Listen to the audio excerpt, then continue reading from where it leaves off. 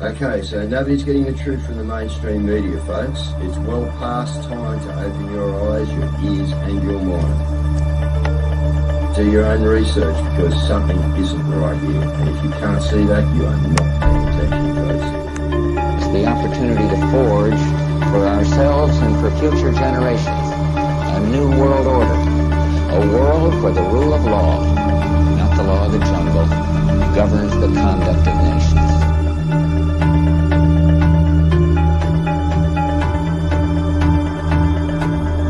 So let's look at each one of these and see how we can get this down to zero. Probably one of these numbers is going to have to get pretty near to zero. Now that's back from high school algebra, but let's take a look. First, we've got population. The world today has 6.8 billion people. That's headed up to about 9 billion. Now, if we do a really great job on new vaccines, healthcare, reproductive health services, we could lower that by perhaps 10 or 15%.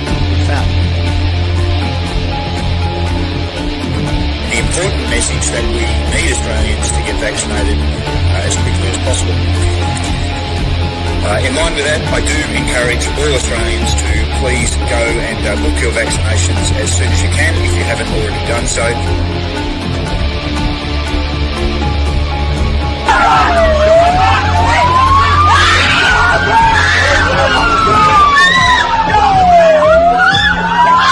Emma, get away!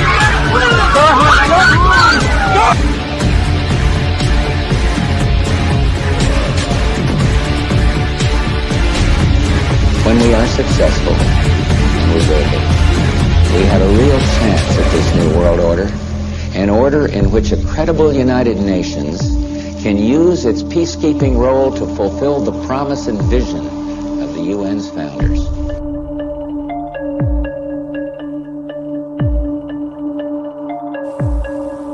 Okay, we need to stand up against this tyranny, folks. Stop giving away your freedoms and liberties, because the more you give up, the more these people will take until you have absolutely nothing left. That's their agenda.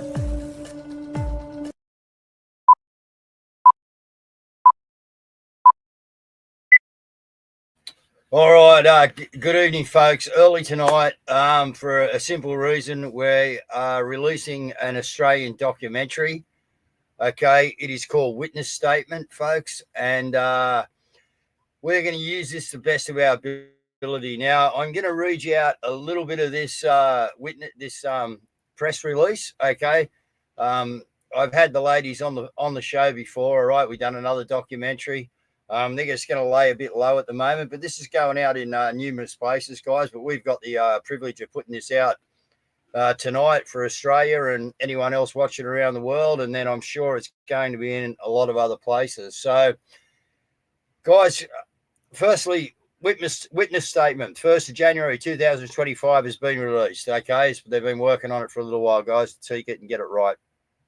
Telling the story of the most serious crime ever committed in Australian history. The documentary addresses all Australian police, state and federal, and calls on them to identify and investigate alleged crimes and pursue prosecution of the offenders without fear or favour. All right, so it goes through. There's people like Peter McCulloch and different other people in it, right? Angus Dalgleish, etc. The truth is already in the public domain, but sourcing the information can be challenging for those who don't know where to look. This documentary strings the publicly available data together in a way that's easy to access and understand. After watching this documentary, the misleading slogan, safe and effective, will ring untrue, loud and clear, as the lies are exposed. So it's about 2.5 hours, guys, right? It's in 9 parts, all right?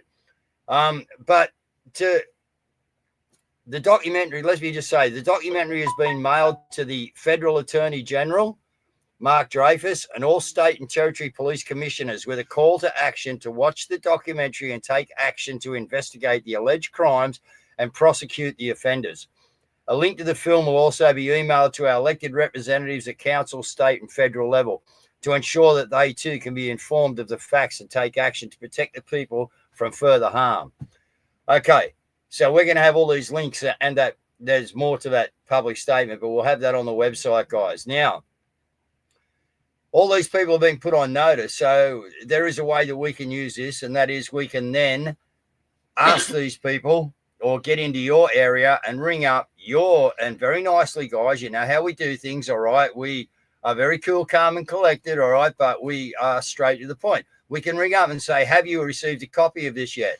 And if they haven't, you can get them one, all right? But they probably have, all right? Unless emails are getting played with. Who knows what's happening? But just before we go into this, a couple of our patriotic boys were away on the weekend. And they ran into a young fella, 17-year-old, who's cruising around. He's going down to Tassie, I think it is, he's on his push bike, guys, all right? So I want to bring this clip in and play you this clip. And this is why we need to fix this mess, guys. All right, have a look at this for a 17-year-old kid. Now, the boys looked after this guy.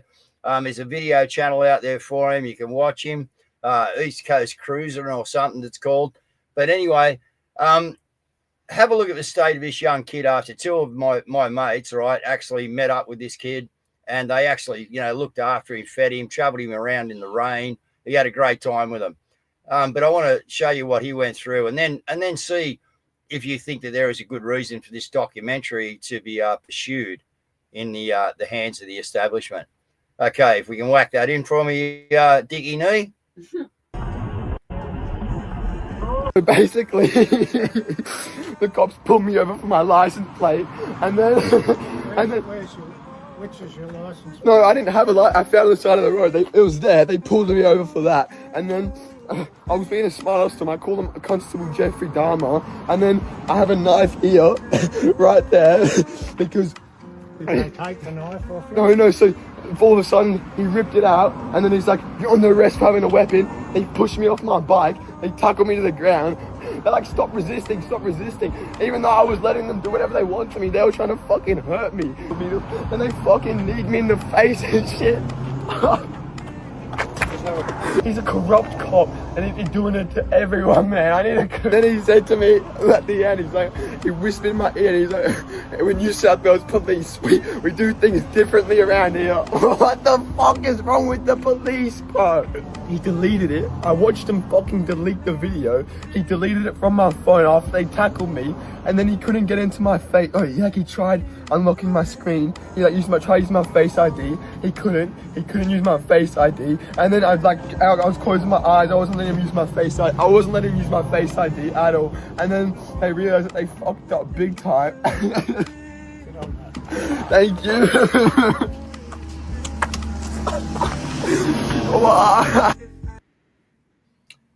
That's a 17-year-old kid push biking his way around.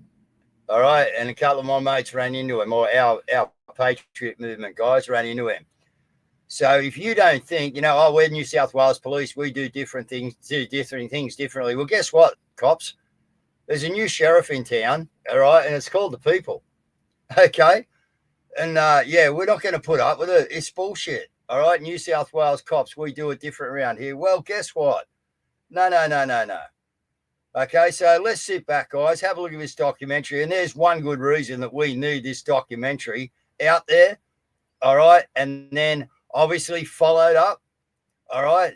And pursued. Try and get an event number.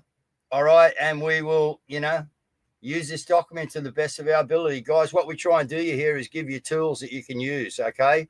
And avenues to be a difference. Okay. And we all know what's happening in America, guys. Trump is going absolutely ballistic, okay? So what we got to do is the same thing, right? We got to not go ballistic, but in what we do, we've got to do it in that nature, right? We've got to be really cool, calm, and collective about it, but we've got to be thorough. We've got to be on them. And I think that this event here needs to be really followed through, right? But discern it, guys, all right? See who feels like following this up, all right? But, the detectives need to give an event number here, all right? They are about to cop also. They're about to cop all the information, guys. So sit back, watch this, get your coffees ready. It's in 9 segments, all right? So if you need to, pause it at one of the segments, get another coffee, whatever. But I'm going to let it run right through, guys, all right? Near 2.5 hours. Okay? Enjoy, guys. Thanks to a beautiful couple of ladies in Australia.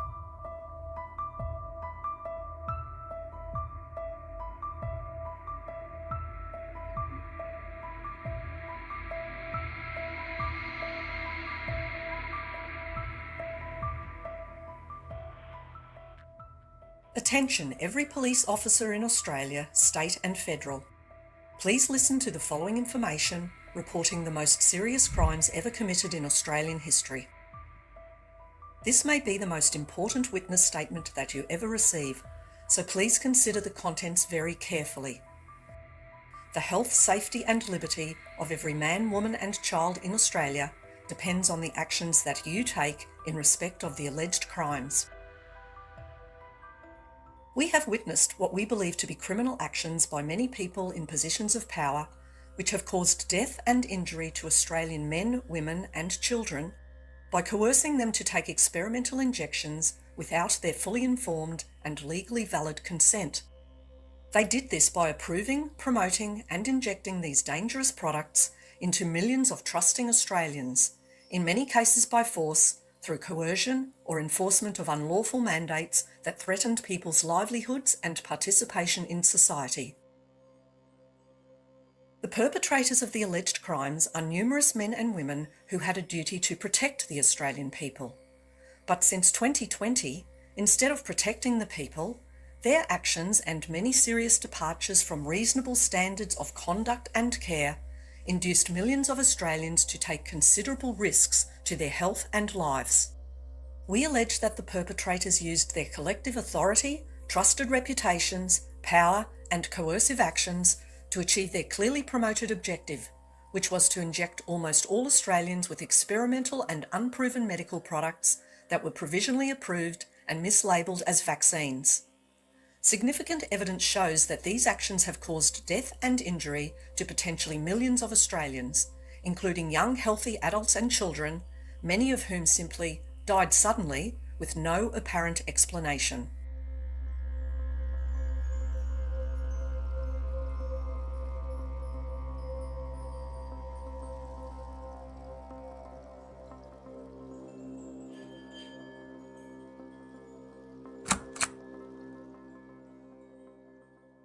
Those involved in approving, promoting, mandating and injecting the experimental products include politicians, government regulators and advisors, public servants and officers, representatives of various medical bodies and other Australian institutions, doctors, pharmacists, nurses and scientists, business and union leaders, company officers and members of the media. Mainstream media has been largely silent on these alleged crimes to date.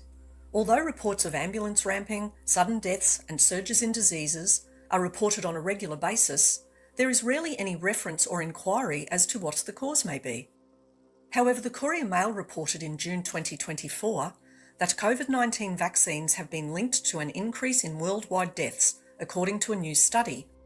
According to the study published in British medical journal Public Health, the trend raised serious concerns as they urged government leaders and policymakers to thoroughly investigate the underlying cause of persistent excess mortality. But this and numerous other calls for inquiries and investigations into excess deaths and the risks and impacts of the COVID-19 vaccines have been ignored. It is clear that our health regulators and leaders in government and major institutions are not going to investigate themselves or voluntarily admit to any part that they may have played in committing the alleged crimes. We therefore ask the Australian Police, if you will not protect the people of Australia by investigating these alleged crimes without fear or favour, then who will? To whom should the people of Australia turn for protection of our lives and liberty, if not the Australian Police? We call on Australian police detectives to investigate the alleged crimes and pursue prosecutions. This is necessary in order to deliver justice and remedy to the victims and hold offenders accountable to prevent further crimes of this nature from being committed in the future.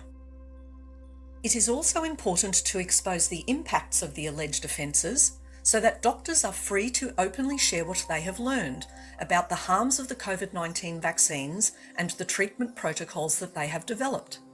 There are well-informed doctors who can help the vaccine injured, but many are being slandered and silenced, which is preventing the medical community from learning how to identify and treat COVID-19 vaccine injuries. To assist your investigations, we provide in this witness statement details of the victims, the alleged crimes, the offenders, possible motives, the weapons, the evidence, and the intent and means in respect of lethal offences which we believe have been committed against the people of Australia. We believe the information and evidence presented clearly shows there was no pandemic of death in Australia, safe, effective COVID-19 treatments were available from 2019, so there was never a need for new experimental vaccines. Experimental products were injected without fully informed and legally valid consent. These injections have caused significant harm and death, and our government leaders and regulators failed to protect the people by ignoring calls from independent experts to stop the shots, investigate the reported COVID-19 vaccine deaths and injuries, and conduct critical safety testing that has not yet been done on the experimental COVID-19 vaccines. We can also provide an evidence dossier upon request containing further scientific evidence of the harms of the COVID-19 injections. Many independent experts, both in Australia and internationally, are also available to provide evidence and testimony to assist your investigations. Please listen to the vaccine injured and grieving families when they report alleged offences that have been committed against them. Their injuries and suffering are real, and they need your help. Please do not refuse, prevent, or restrict investigation of the alleged crimes. Don't risk being charged as an accessory when justice is eventually served in the courts. You may recall that "we were just following orders" was not an acceptable defence at the Nuremberg trials. Concerned men and women across Australia wish to restore public trust in our police officers, both state and federal, which has been greatly damaged in recent years, by working with you to provide information and evidence to support you in the investigation of these alleged crimes. We wish to give you the opportunity to show the people of Australia that we can rely on you to protect our rights and freedoms and to uphold the laws of our nation.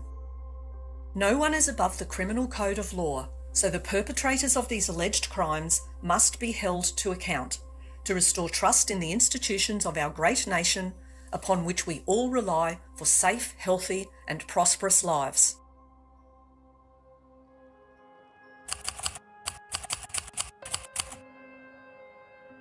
We present evidence in this witness statement indicating that tens of thousands of Australians have died and potentially millions more have been severely injured from being injected with experimental medical products, including gene therapy bioweapons, that were mislabelled as vaccines. Do not dismiss these allegations as conspiracy theories. It certainly appears that there has been a conspiracy, but these allegations are not theories. They are provable facts supported by overwhelming, indisputable data and scientific evidence. You may recall many other COVID-19 related facts that were initially labelled by the media as conspiracy theories. Reports of COVID-19 vaccine deaths and injuries can be found in the Australian Government's Database for Adverse Events Notifications, DAEN.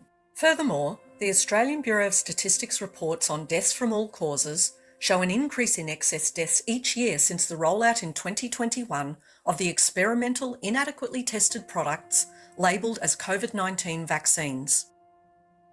Data from the Australian Government's own vaccine injury reporting system shows that up until December 5th, 2024, there have been over 141,000 adverse events reported following COVID-19 vaccination, including almost 23,000 cases with serious adverse events and 1,041 deaths. Independent researcher Sharon Cousins analysed data from the TGA on the time difference in days from COVID-19 vaccination to reported death cases for 1,037 deaths. This analysis shows that 35 or 3% of reported deaths occurred on the day of COVID-19 vaccination. 304 deaths, or 29%, occurred within a week of vaccination, and 543 deaths, or 52%, occurred within 20 days of vaccination. Why isn't the TGA investigating these reported deaths and calling for autopsies to be conducted? I have in my hands here today the smoking gun that demonstrates that the TGA has not been honest about the safety of the vaccine. And they knew about the risks of the vaccine back in July 2021 when a 52-year-old man passed away 7 days after receiving that Pfizer vaccine. He passed away in his own home in front of his wife and his 16-year-old son. Now, an autopsy was performed on this man, and the pathologist determined that the direct cause of death was rapidly progressing myocarditis following Pfizer COVID-19 vaccination. Now, despite that, this autopsy was eventually given to the TGA, and I'll note that the TGA said in the previous set of estimates that they don't solicit autopsy reports, that they have ignored and failed to report this side effect and this death from the vaccine. And this matters because we know that tens of thousands, if not hundreds of thousands of Australians got myocarditis and other severe vaccine injuries from the vaccine. Now, if we can't trust the TGA to be honest about this, if we can't trust the TGA to follow due process, then we have got serious issues.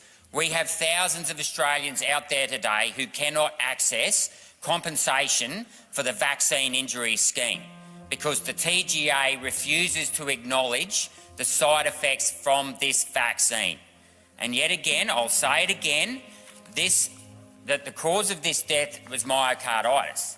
The TGA knows that myocarditis was a side effect from this vaccine, and yet they didn't tell the Australian public. Now, this is urgent because today we are still rolling out the mRNA vaccine. We are still claiming it is safe and effective. So the Minister needs to explain why the Health Minister isn't on the phone to the TGA and the Health Department, requiring them to explain, not just to the Minister, but to the Australian people, why they failed to inform the Australian people of the risks of that vaccine. Because this matters. Because thousands of people have been injured by the vaccine. They need to be compensated. And it also raises the other issue of how many other autopsies were sent to the TGA that they didn't bother disclosing to the Australian public. Because this is about due process. We cannot have the body, the bureaucrats who approved this vaccine, then being the same people to administer the injuries from this vaccine, because there is an inherent conflict of interest to cover up these injuries because it will show that they didn't do proper testing on this vaccine. Not that we need the evidence of that. That was in the product assessment report, page 30. But the point of it is this, is that we want to know from the TGA and the Health Minister how many other autopsy reports were actually performed or sent to the TGA, why the TGA doesn't feel the need to solicit autopsy reports when a reported death is sent to them. How on earth can you continuously monitor the safety of the vaccine if you're not following up on reported deaths? Now, we know that the TGA never rang the family. We know that the family has never even been compensated by the Australian government. What sort of government do we have when we mandate the rollout of a vaccine, we don't warn people about all the risks of the vaccine, and then when they get injured, we leave them without any government support whatsoever? This, I say to my fellow colleagues, is the smoking gun that demonstrates that the Australian people and even you people in this chamber were misled. I am asking you today to support my motion to ask the Minister to explain why the TGA isn't held to account for the damage they have caused. Whilst these reports of deaths and injuries are alarming, it is well accepted by authorities that the cases reported to government databases typically represent only a very small fraction of the true injuries and deaths. Most people and most doctors simply don't report vaccine injuries. The famous American Harvard Pilgrim healthcare study of the USA's Vaccine Adverse Events Reporting System, VAERS, concluded that fewer than 1% of vaccine adverse events are reported, and a similar rate of underreporting was noted in the COVID-19 Response Inquiry Report released in October 2024 by the Australian Government. Under the heading of COVID-19 Vaccine Claims Scheme and Vaccine Safety, it stated that statistics from a survey conducted by the National Centre for Immunisation Research and Surveillance show 43.7% of participants in their AusVac safety report had at least one adverse event, but only 0.9% reported visiting a GP or emergency department. So based on this underreporting rate of 99%, confirmed by both US and Australian studies, as many as 104,000 deaths may have occurred directly from COVID-19 vaccines and 2.3 million serious adverse reactions. That is almost 1 in 10 Australians who may have been seriously adversely affected by these products, taken under the assurance by all government leaders and health authorities that they were safe and effective. Australia is working hard to ensure we all have access to safe, effective and free COVID-19 vaccines. But even so, I think that demonstrates that we do need to continue to stress the vaccines as being safe and effective. What's the message for the public?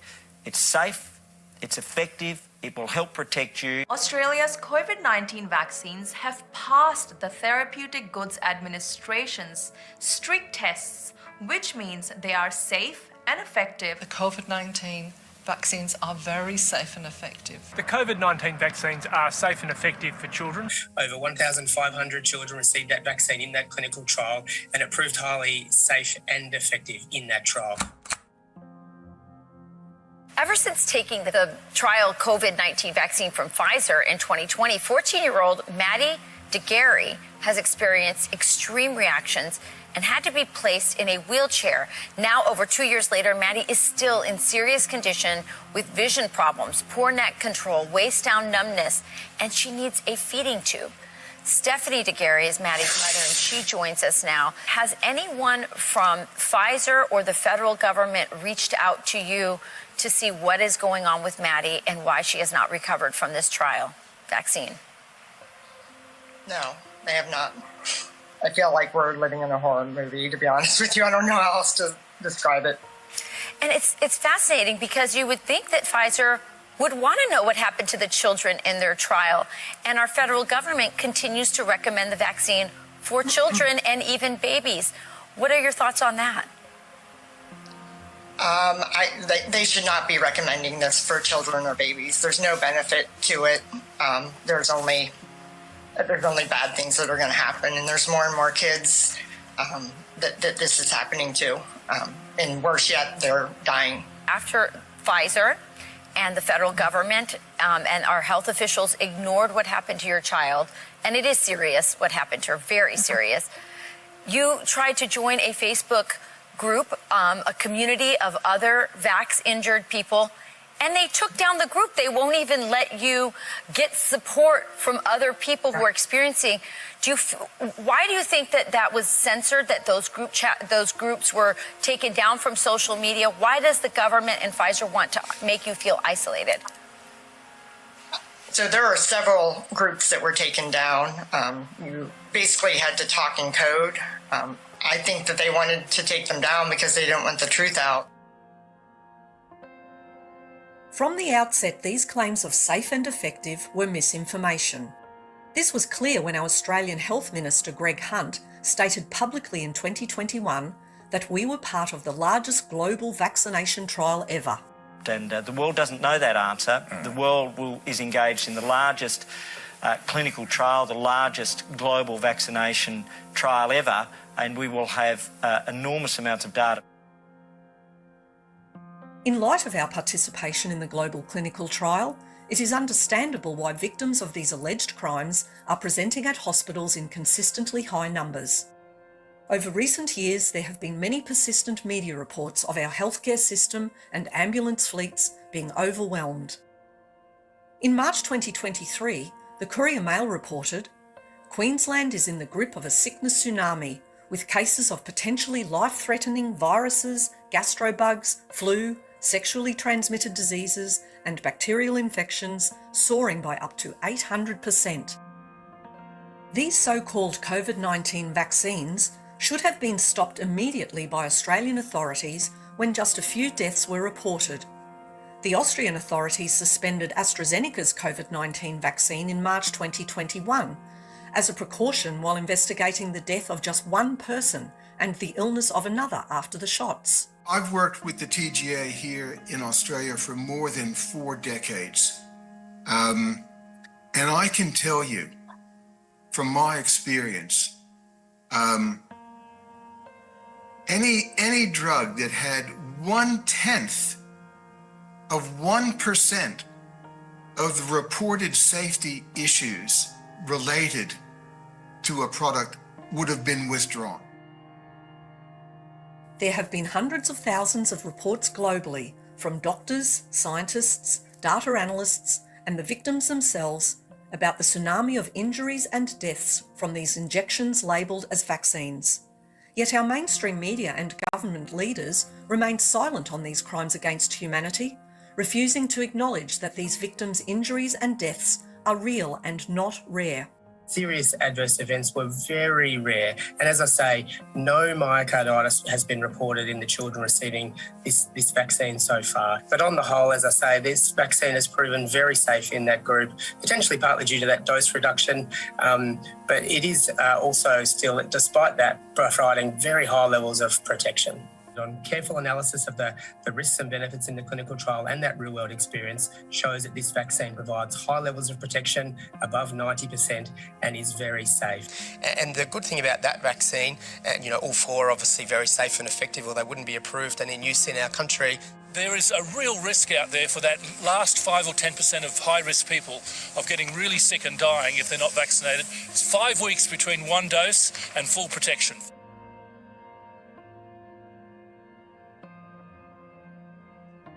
Russell Broadbent, member for Monash in Victoria.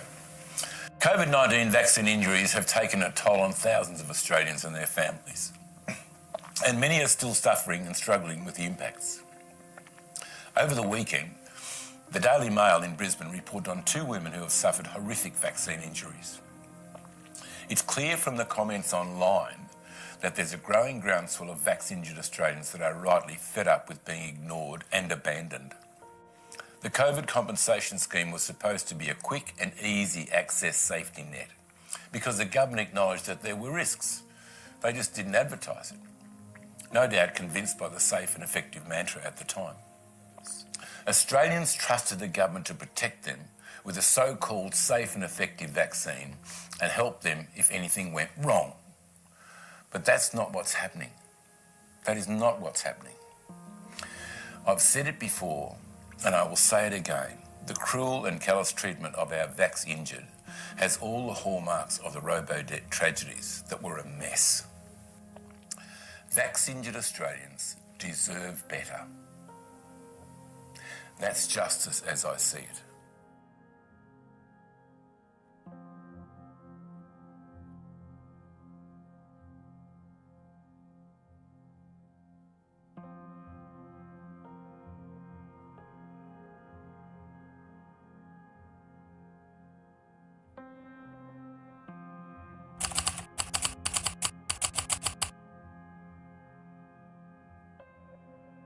The alleged criminal actions are that dangerous poisons, mislabelled as vaccines, were approved, promoted, mandated and injected into millions of Australians under coercion and without their fully informed and legally valid consent, causing injuries and deaths. We believe that the pharmaceutical companies and alleged perpetrators knew, or should have known, that these products were never safe nor effective. This allegation is supported by numerous reports in the public domain from world-leading doctors, scientists, data analysts and lawyers, and even the manufacturers of these products. The materials masquerading as vaccines were designed intentionally to harm the people who received them. I'm probably the most qualified former pharmaceutical company research executive in the world speaking out on this matter. And since I spent my entire career in the business of working with teams designing molecules to be new potential medicines, I think I am qualified to comment on it, and that is my shocking judgment that has been only reinforced over the last almost 4 years since I first said it. Yet in spite of the overwhelming reports of death and injury, alleged offenders continue to this day to promote these products to the Australian people and inject them with these dangerous poisons. At worst, this may be organised crime, bioterrorism or genocide. At best, this is criminal negligence, misfeasance, malfeasance or misconduct in public office, as well as false advertising and fraud on the people of Australia. We allege that offences have been committed which have caused a significant number of deaths and injuries to Australian people and which are clearly crimes against humanity. We allege that the suspected perpetrators worked together from 2020 in a planned and coordinated effort, lied to the people, made false claims, presented false and misleading data, invoked fear, silenced experts, broke numerous domestic and international laws and treaties, and covered up evidence of death and injury. We allege that these actions were taken to coerce all Australians, under threat of losing their livelihoods and participation in society, to accept being injected with experimental drugs which included gene therapy bioweapons. We believe the crimes that may have been committed include criminal negligence, misfeasance in public office, malfeasance in public office, misconduct in public office, fraud, false advertising, assault and or battery, gross negligence manslaughter, corporate manslaughter, murder and conspiracy to commit murder, conspiracy to commit grievous bodily harm, conspiracy to administer a poisonous and noxious substance to cause serious harm and death, corruption, blackmail, organised crime, terrorism, bioterrorism, genocide, torture, false imprisonment, multiple breaches of our human rights, war crimes, violation of the Nuremberg Code 1947 on medical experimentation on humans, crimes against humanity under the Nuremberg Code, and treason. There are so many Australian and international laws and treaties that the alleged offenders should have abided by to protect the Australian people from these alleged crimes. But those in power trampled all over our human and legal rights with complete disregard for the death, pain and suffering that they were causing. The actions that led to the deaths and injuries of so many Australians were not just civil matters to be addressed under civil proceedings. We ask Australian police detectives to identify and investigate the criminal actions which also need to be prosecuted under various criminal codes and other legislation and treaties. Each perpetrator must be charged criminally for any crimes that they have committed. CDC told us and the FDA told us it stays in your arm. We know that's a lie.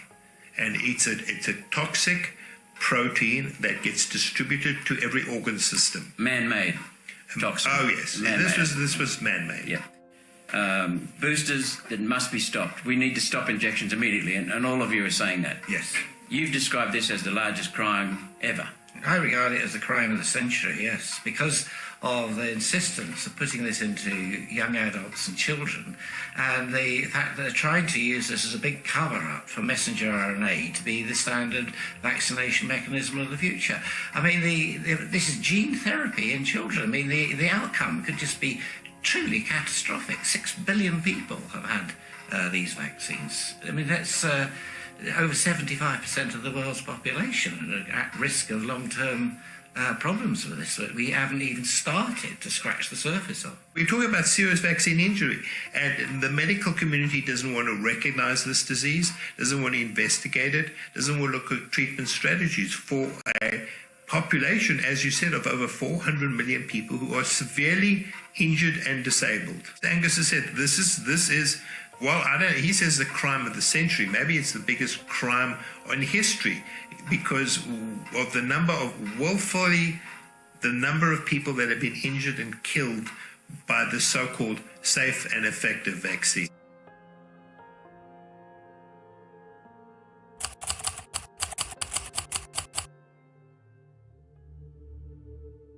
We have witnessed numerous people and organisations that were involved in approving, promoting, mandating and injecting the experimental products, including product manufacturers, leaders of federal, state and territory governments, governors and governors-general, officers of human rights commissions, chief medical and health officers, officers of departments of health and aged care, officers of the Therapeutic Goods Administration, the TGA, officers of APRA, Office of the Gene Technology Regulator, ATAGI and other health regulatory and reporting bodies, hospital and health clinic administrators and doctors, officers of the AMA and other non-government health bodies, doctors, pharmacists, nurses and scientists, executives, editors, reporters and presenters at various mainstream media organisations and the ABC national broadcaster, and corporate, business and union leaders.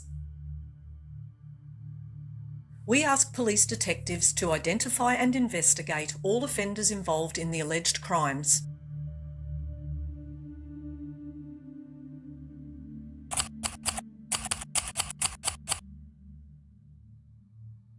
We wish police detectives to uncover evidence of the motives for the alleged crimes. To that end, we can only speculate. But the evidence does seem to point to collusion and bioterrorism. We believe there are several plausible motives, including financial gain, bribery, coercion, blackmail, medical experimentation, population control, and possibly population reduction. We also speculate that the plans for the alleged crimes may have been directed by people outside of Australia who have other motives that are not in the interests of the Australian people. Those in power who should have protected us from the alleged crimes and foreign influences have failed in their duty to do so. It's become clear that people in this country and globally have been steamrolled. It is also clear that it has been coordinated globally. It is also clear that it has been integrated, not just over 6 months, not just over 2.5 years, but it has been planned over decades. The changes to legislation in this country were done so that they could control doctors and people. But the people are waking, and it's thanks to people like Dr. Altman and all the presenters here today, thanks to people like Senator Babette and Craig Kelly. We know and we knew that this is all bullshit and that we've been had. But we are going to hound you down, the people that are guilty. We are going to hound you down and hold you accountable, and we will expose your global agenda so that the people of Australia can be free in the future. Because I love my kids and I'm looking forward to my grandkids. And we are going to save this country. Now you may be thinking that Senator Roberts is ill-informed, or that he is exaggerating in his claims that the pandemic and vaccine rollout has been coordinated globally, planned over decades, and the changes in legislation in this country were done so that they could control doctors and people. These claims do seem quite extraordinary to those who are not well informed of the facts. But these claims are well supported by many global experts, including Dr. David Martin, who has been a biological weapons expert advisor to the US government for 25 years. Here are some key facts, fully supported by documented evidence, which have been presented by Dr. Martin to numerous US and other government leaders around the world, including the European Parliament. Dr. Martin outlines that various patents exist on coronaviruses, with initial filings dating back to 2002. SARS is actually not a natural progression of a genetic modification of coronavirus. As a matter of fact, very specifically, in 1999, Anthony Fauci funded research at the University of North Carolina, Chapel Hill, specifically to create, and you cannot help but lament what I'm about to read, because this comes directly from a patent application filed on April 19th, 2002, and you heard the date correctly, 2002, where the NIAID built an infectious replication defective coronavirus that was specifically targeted for human lung epithelium. In other words, we made SARS. And we patented it on April 19th, 2002, before there was ever any alleged outbreak in Asia, which, as you know, followed that by several months. That patent, issued as U.S. Patent 7279327, that patent clearly lays out in very specific gene sequencing the fact that we knew that the ACE receptor, the ACE2 binding domain, the S1 spike protein, and other elements of what we have come to know as this scourge pathogen was not only engineered, but could be synthetically modified in the laboratory using nothing more than gene sequencing technologies, taking computer code and turning it into a pathogen or an intermediate of the pathogen. Dr. Martin also details with evidence that SARS-CoV-2, which causes the COVID-19 disease, was not a new pathogen that suddenly emerged from nature in 2019. The Australian public were told that this was a natural mutation of a bat virus, which originated from a wet market in Wuhan, China. These were blatant lies promulgated by numerous leaders around the world, including our own Health Minister, Greg Hunt. But COVID-19 was not a new novel disease, as the Australian public were told. It was funded to become a bioweapon through gain-of-function research. Gain-of-function is medical research that genetically alters an organism in a way that may enhance the biological functions of gene products. This may include altering the onset or progression of the disease, its transmissibility, and the types of hosts that it can infect. US officials grew uneasy after the publication of new gain-of-function papers and several accidents in US biocontainment labs. So in October 2014, they announced a pause on funding for gain-of-function studies. Yet studies on the SARS-CoV-2 pathogen were allowed to continue at the Wuhan Institute of Virology in China. It now appears that the research there was funded by the US government via a non-government organisation known as the EcoHealth Alliance. The former head of the CDC in America, Robert Redfield, has stated this in recent publications. Dr. David Martin outlines clear evidence of a plan to release the SARS-CoV-2 virus. The vaccine is a countermeasure that the people were told would protect them from the COVID-19 disease. The overall flow of what became what we called COVID-19 that allegedly took place in 2019 December did not start in 2019 at all. As a matter of fact, my first briefing on the SARS bioterrorism threat was in 2002. In 2005, and a lot of people don't like when I use this language, and I apologize if I've offended anybody, but the reason I use it is because it is the language used by the perpetrators. This was funded to be a bioweapon for civilian deployment in 2005. And by this I mean the SARS coronavirus was actually funded to become the bioweapon of choice in 2005. And beginning in 2005, the gain-of-function research that you've all heard about multiple times was actually jointly commissioned by NIAID and by DARPA to be the bioweapon choice used, and I quote, for biological warfare enabling technology. In 2010, when Moderna started as a corporation, its early patents were filed around modifying mRNA for the purpose of ultimately responding to biological threats, none of which existed. And when the gain-of-function moratorium was put in place in 2014, in October of 2014, Anthony Fauci's NIAID sent the University of North Carolina, Chapel Hill a note saying that they were authorized to continue their gain-of-function research on, are you ready for this? Not just SARS coronavirus, ladies and gentlemen, the Wuhan Institute of Virology virus 1. Did you hear the date that I just gave you? That was October of 2014 that the NIAID authorized gain-of-function research on the Wuhan Institute of Virology virus 1 for the purpose of weaponizing it for the promotion of the global acceptance of a vaccine. And a lot of people say, well, Dave, but my gosh, and by the way, all the references are here. This is not a raving lunatic. This is just me reporting the facts, which I've done as a biological weapons expert for the U.S. government for the last 25 years.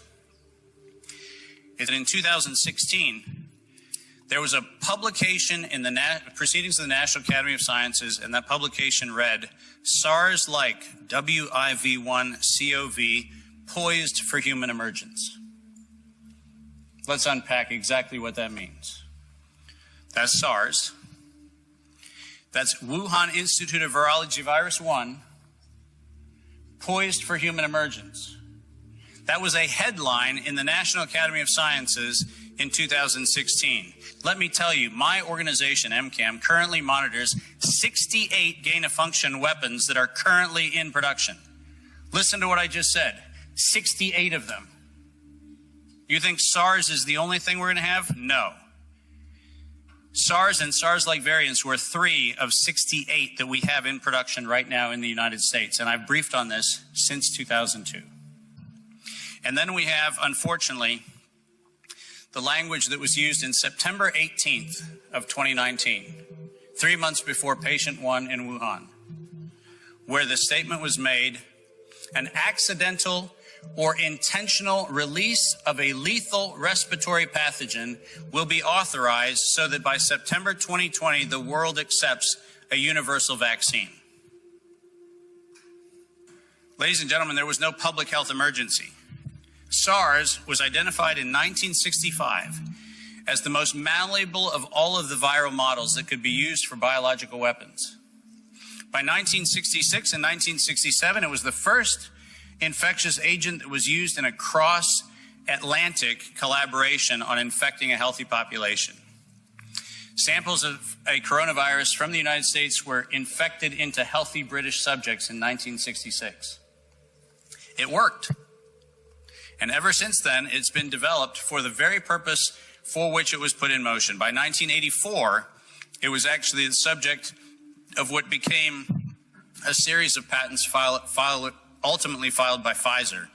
And in 1990, they filed their first spike protein patent for a spike protein vaccine. In 1990, how many of you heard about Operation Warp Speed?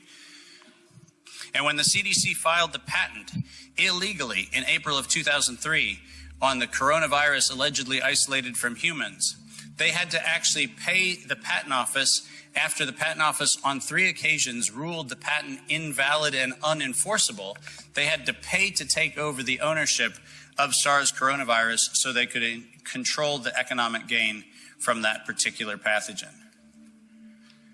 Never forget this particular quote. And those are the perpetrators: Ralph Baric at the University of North Carolina, Chapel Hill, Anthony Fauci at NIAID, and Peter Daszak at EcoHealth Alliance. Their official statement, this is not me spinning or quoting or anything. This is actually straight out of their publication, their presentation to the National Academy of Sciences. To sustain the funding base beyond the crisis, we need to increase the public understanding of the needful medical countermeasures such as a pan-influenza, pan-coronavirus vaccine.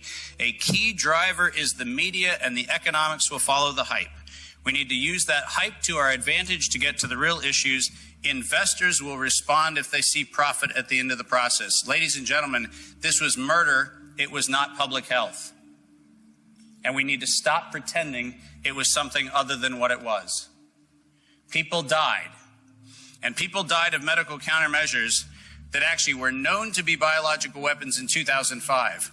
They knew they were participating in a program that the World Health Organization's Global Preparedness Monitoring Board in September of 2019 stated was going to be the accidental or intentional release of a lethal respiratory pathogen, ladies and gentlemen, not any respiratory pathogen. They used the word lethal. And you know what that means? That means this is premeditated murder. That's what it means. We will show data from Australia and globally which clearly demonstrates that the COVID-19 virus itself was no more lethal than the seasonal flu, but the mRNA vaccine countermeasures were dangerous bioweapons that were planned for widespread release to the global population.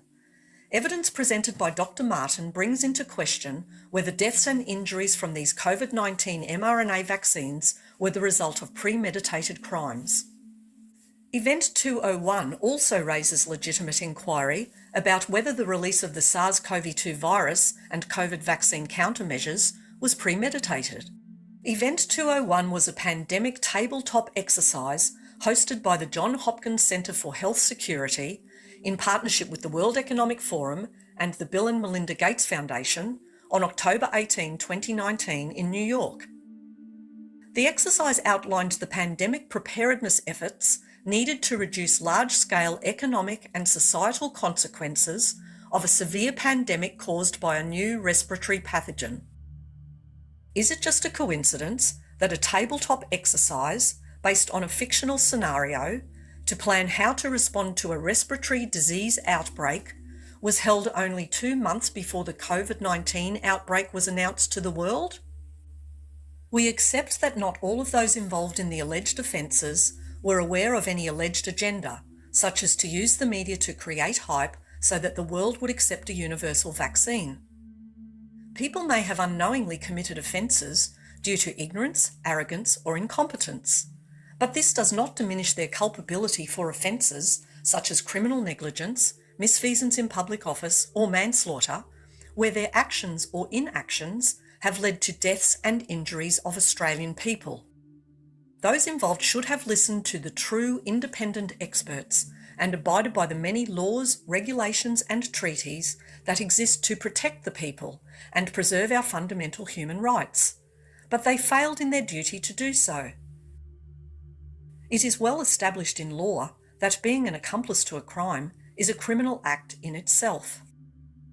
These facts can be somewhat overwhelming if you are hearing them for the first time, but they may provide insight into why such extraordinary tyrannical measures were undertaken to push the COVID-19 vaccines with such fervour, even while more and more evidence was mounting daily that they were neither safe nor effective.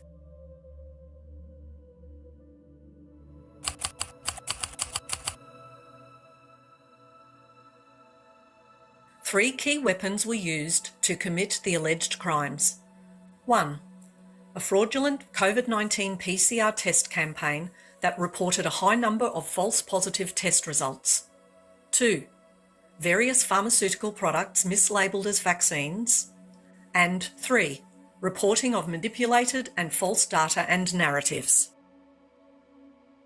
Weapon 1. The PCR test.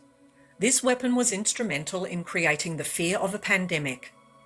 The inventor of the PCR test, Nobel Prize winner Dr. Kary Mullis, is on record as saying that, quote, "You cannot interpret the results of the PCR test to diagnose disease," unquote. And with PCR, if you do it well, you can find almost anything in anybody. It doesn't tell you that you're sick, and it doesn't tell you that the thing you ended up with really was going to hurt you or anything like that. The US Centre for Disease Control, the CDC, announced in July 2021 that they were retiring the PCR test for SARS-CoV-2 testing, effective from the end of 2021.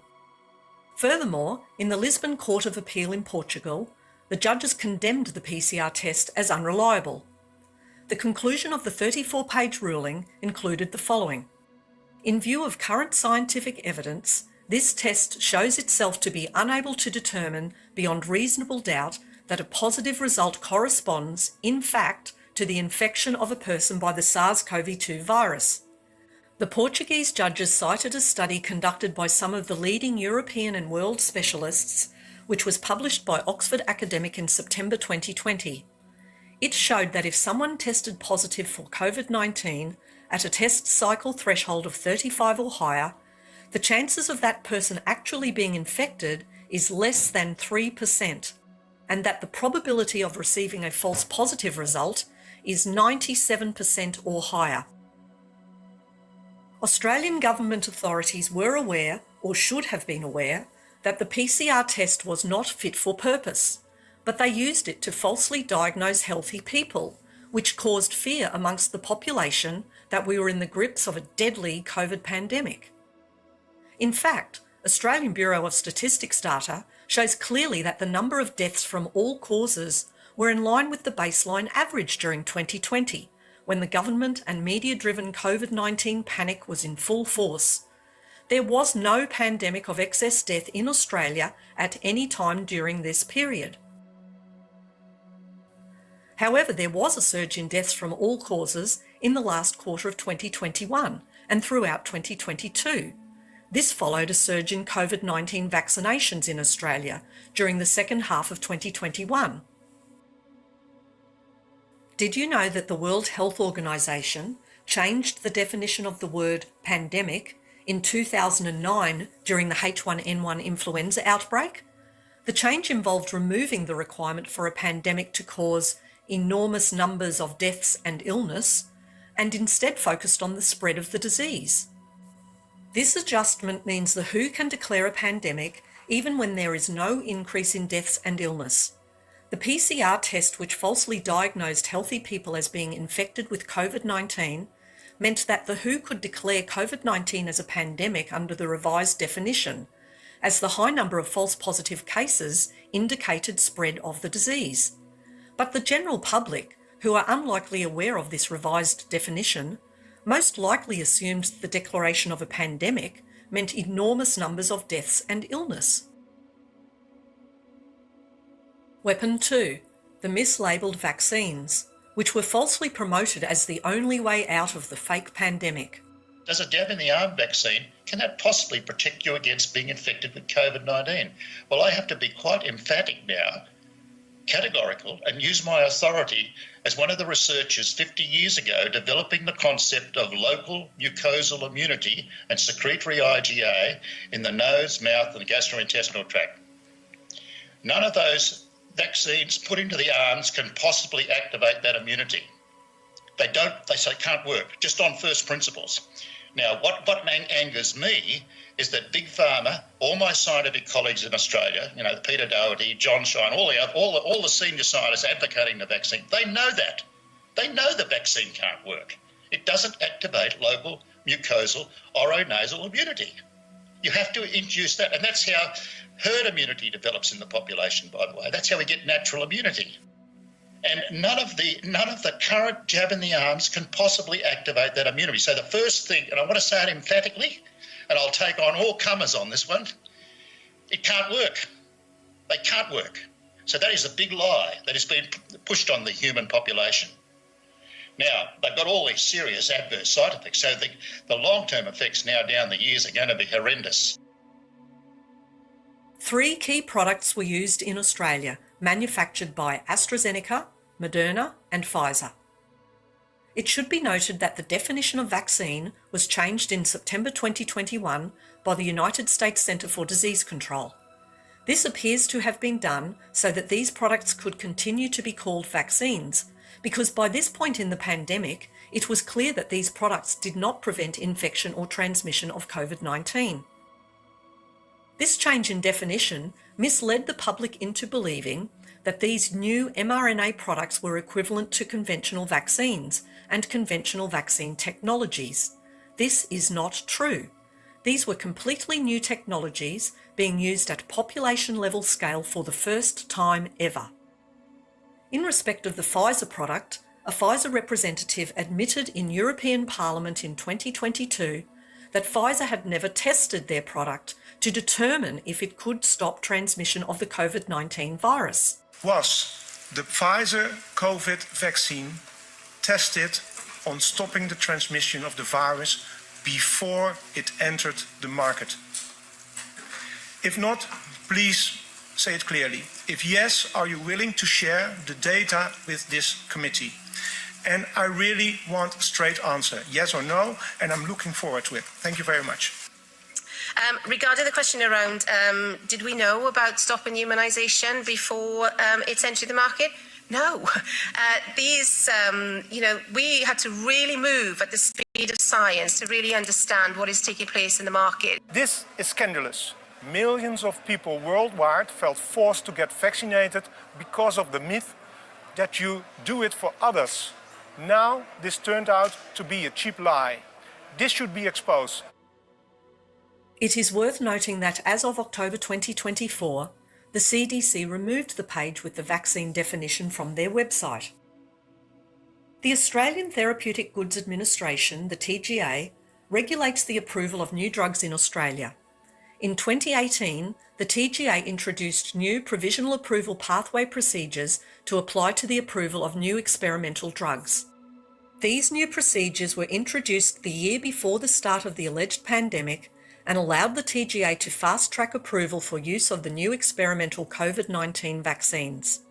But it is important to understand that normal TGA drug approval guidelines require significantly more safety testing before products can be deemed safe for use by the Australian people.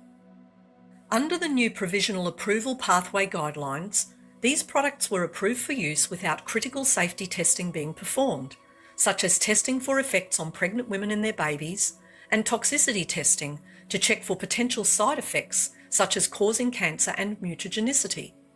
Also, no long-term safety data was available to ensure there would be no potential harm over time from these new drugs.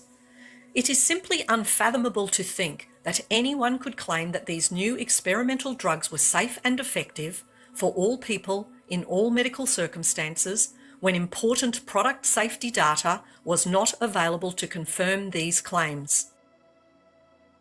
The AstraZeneca vaccine was developed in partnership with Oxford University and uses a monkey virus vector. This product has a serious side effect of blood clotting, a fact that has been known since these reactions were first reported in 2021. AstraZeneca has now withdrawn their COVID vaccine worldwide after almost 3 years and 3 billion doses administered since Austria suspended this product in March 2021, immediately following the first death from its use. The Moderna COVID-19 vaccine is an mRNA gene therapy product for which there have also been many reports of serious side effects. The Japanese regulatory authorities suspended 1.6 million doses of Moderna COVID-19 vaccine in August 2021 due to product contamination, with several vaccination centres reporting that foreign substances were found inside unopened vials. The Pfizer product is another mRNA gene therapy product mislabeled as a COVID-19 vaccine.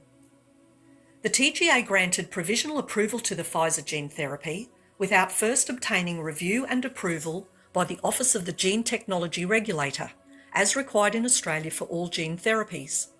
This was a concern raised by Senator Rennick in a Senate hearing in October 2023. I have a Pfizer document here from their own website. Gene therapies are a delicate and intentional process encapsulating the desired gene. Manufacturing gene therapies is challenging and it requires certain steps, including transfection. That is on Pfizer's own website. And then I have also from the website of the American Society of Gene and Cell Therapy, because the vaccine, it's referring to the COVID mRNA vaccine, introduces new genetic material into cells for a short period of time to induce antibodies. It is a gene therapy as defined by the American Society of Gene and Cell Therapy. And then the TGA's own Pfizer non-clinical report, page 19, says the proposed commercial scale manufacturing process includes use of linearized plasmid DNA template for mRNA production. Why wasn't the actual mRNA vaccine tested for genotoxicity? Pfizer documents released in 2022 under a US court order revealed several pages of side effects of their COVID-19 vaccine. This information was not previously disclosed to the public to enable them to make informed decisions about taking this product. How could the TGA approve this product and deem it to be safe to inject into Australians when it has hundreds of potential side effects? Release of the Pfizer documents just a few days ago, we saw that the actual list of adverse events of serious interest side effects that they were looking at was something like 6 pages, single space, small font. I mean, the list was hundreds of things that they were looking at, which makes sense given that this is a new category of drug. By the way, they changed the definition of vaccine so that they could call these vaccines. We have Pfizer and Moderna documents. I can show you, take a look at the SEC filings, acknowledging that mRNA is a gene therapy. So that, to me, that conversation is laid to rest. Pfizer and Moderna have both admitted openly in federal filings that mRNA technology is gene therapy. So, you know, that makes it so that these are a new category of drugs. So if you're wondering why so many side effects are possible, it's because it's an untested category of drug. We don't have the 10 to 15 year development cycle you'd normally have, so they don't know what's going to happen. What's turned out to happen is a nightmare. I can tell you, after spending a career in this industry, you can no more make a baby in 1 month with 9 women than you can make a complicated biological product in 10 months. It cannot be done. It was not done. They did something else. They created materials which were essentially injected poisons. They were not vaccines. And when you've listened to what I've just told you, you know that must be true, because you can't do something in 10 months that normally takes 6 to 12 years. It was also not disclosed to the public that the original Pfizer trial reports revealed that more people died in the vaccinated group than in the unvaccinated placebo group over the course of the study. Pfizer also vaccinated the placebo group after a further 3 months, which removed any possibility of obtaining long-term data comparing the two groups. To fully understand the issue of excess deaths, there needs to be proper scrutiny of the intervention that was implemented on more than 90% of the Australian population. That's COVID-19 vaccination.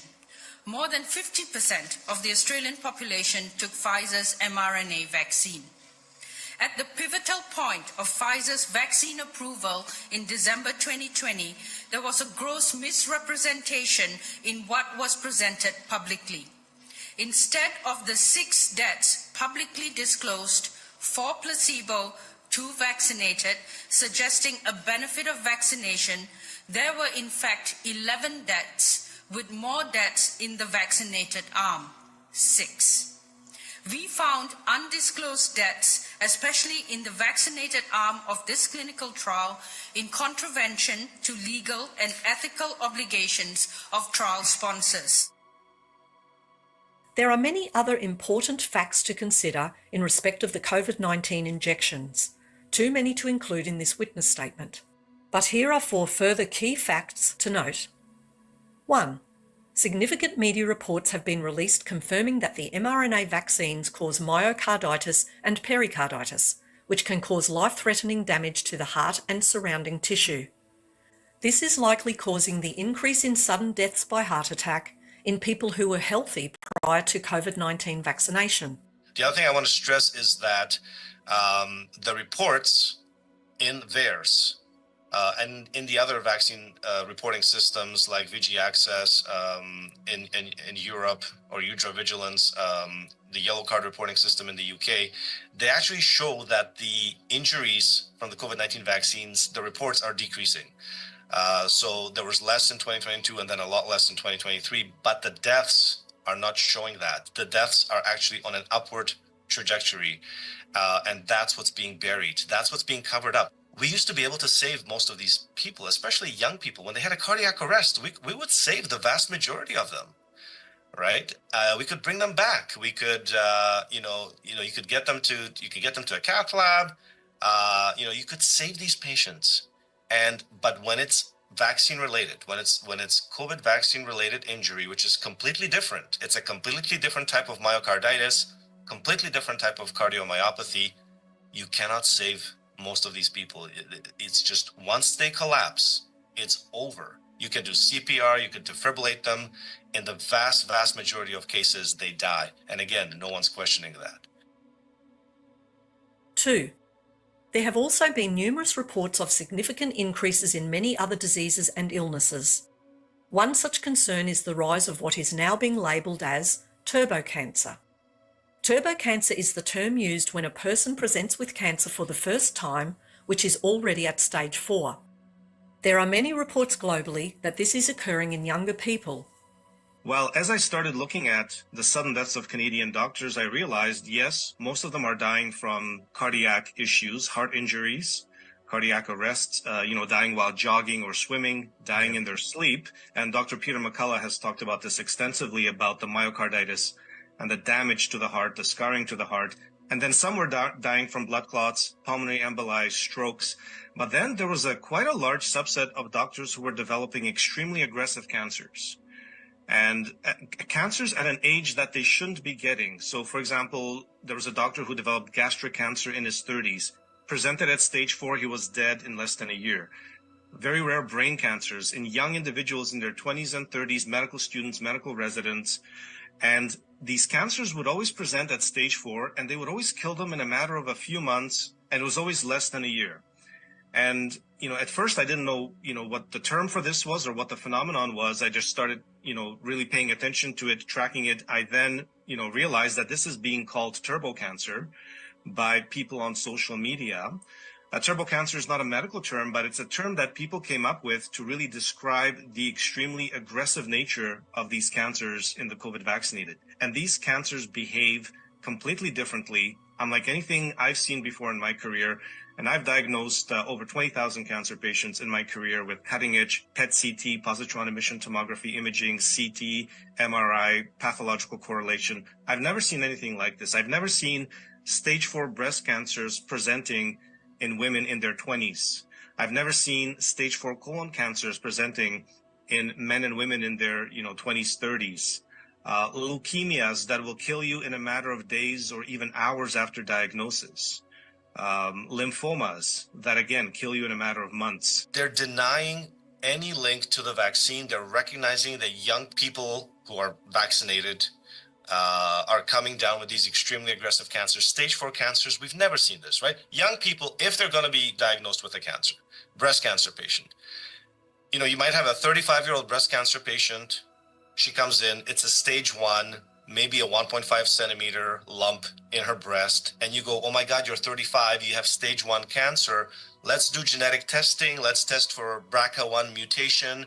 Let's look at your family history. Did your mom have breast cancer at the age of 40 or 50? Like, that was the situation. And it was rare.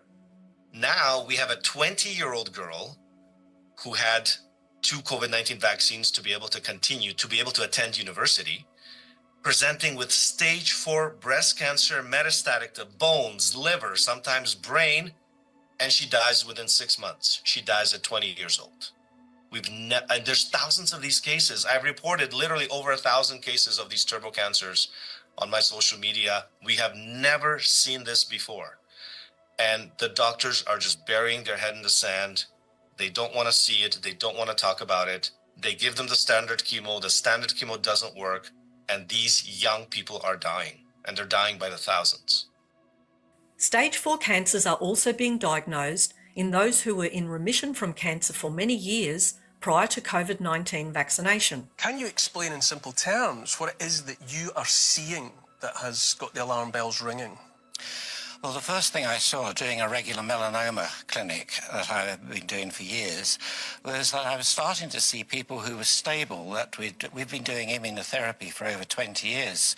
And I was starting to see people who've been stable for 5, 10, even 20 years relapse, really unusually. They're very fit and healthy.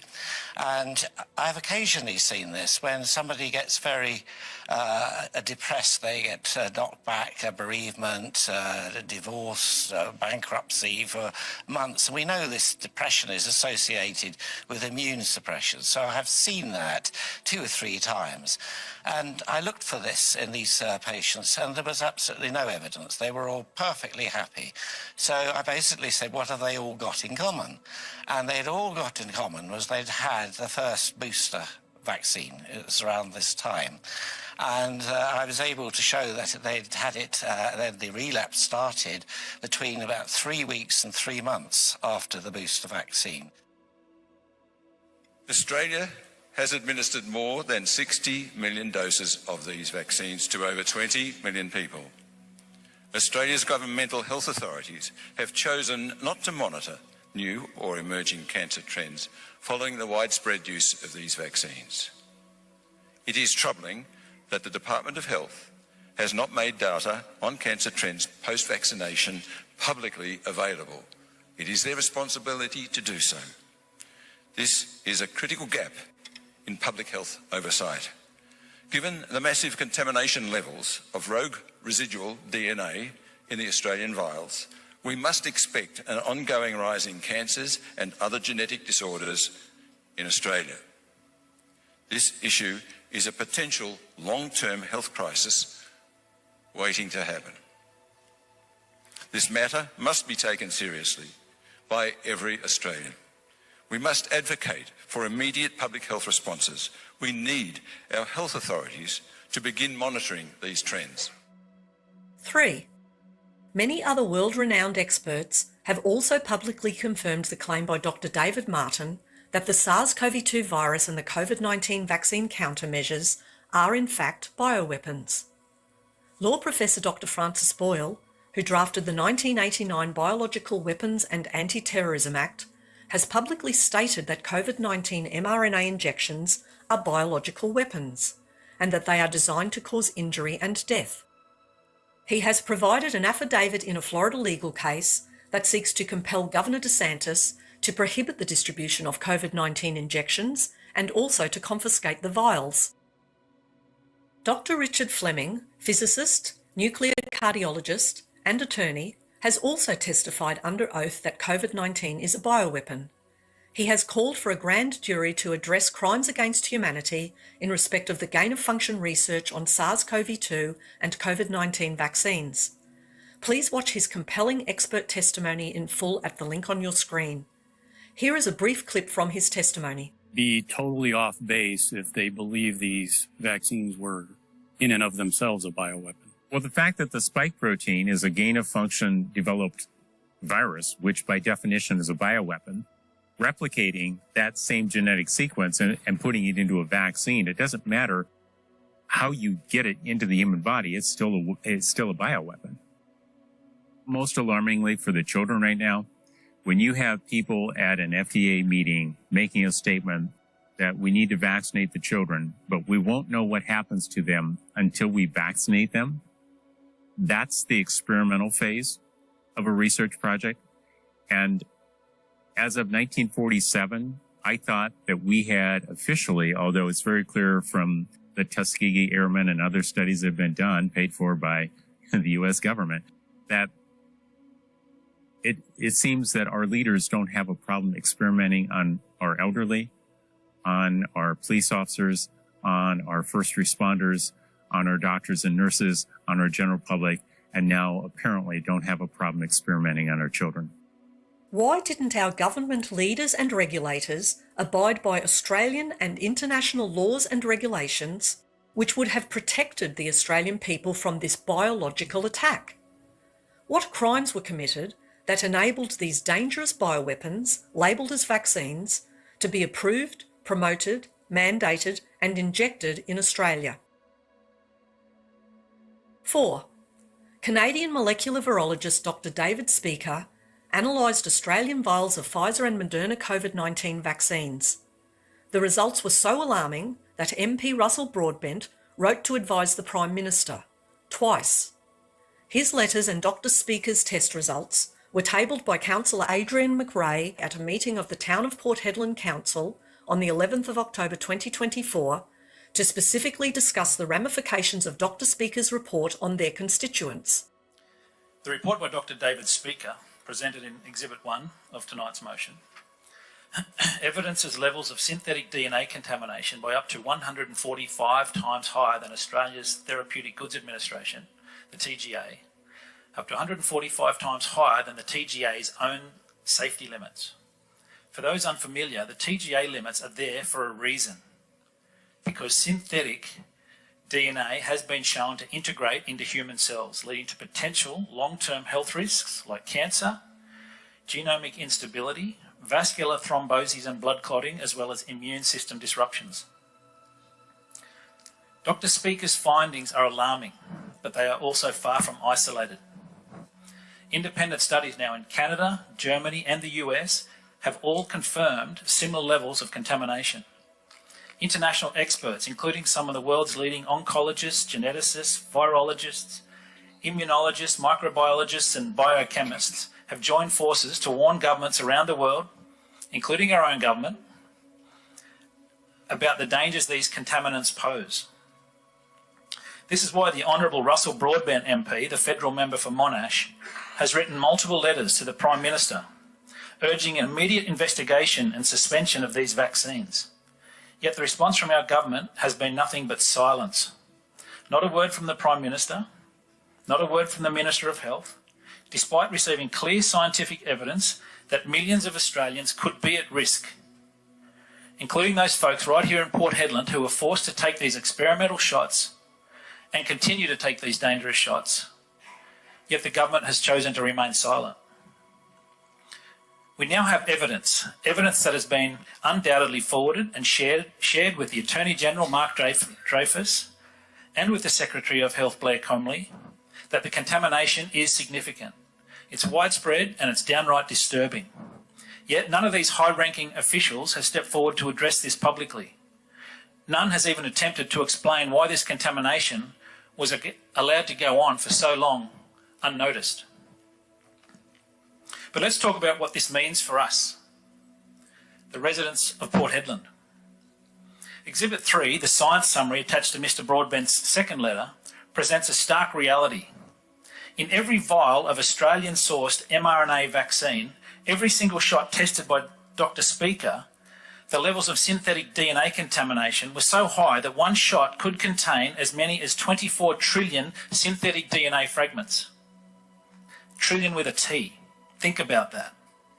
Each one of us has around 37 trillion cells in our body, and one shot could be putting 24 trillion foreign DNA fragments into our bloodstream, with potentially billions of those fragments being the simian virus 40, SV40.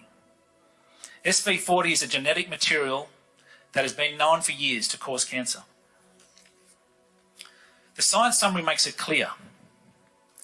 Only 3 to 10 of these SV40 fragments are needed to trigger what is called insertional mutagenesis, which is a scientific term for cancer-causing genetic changes.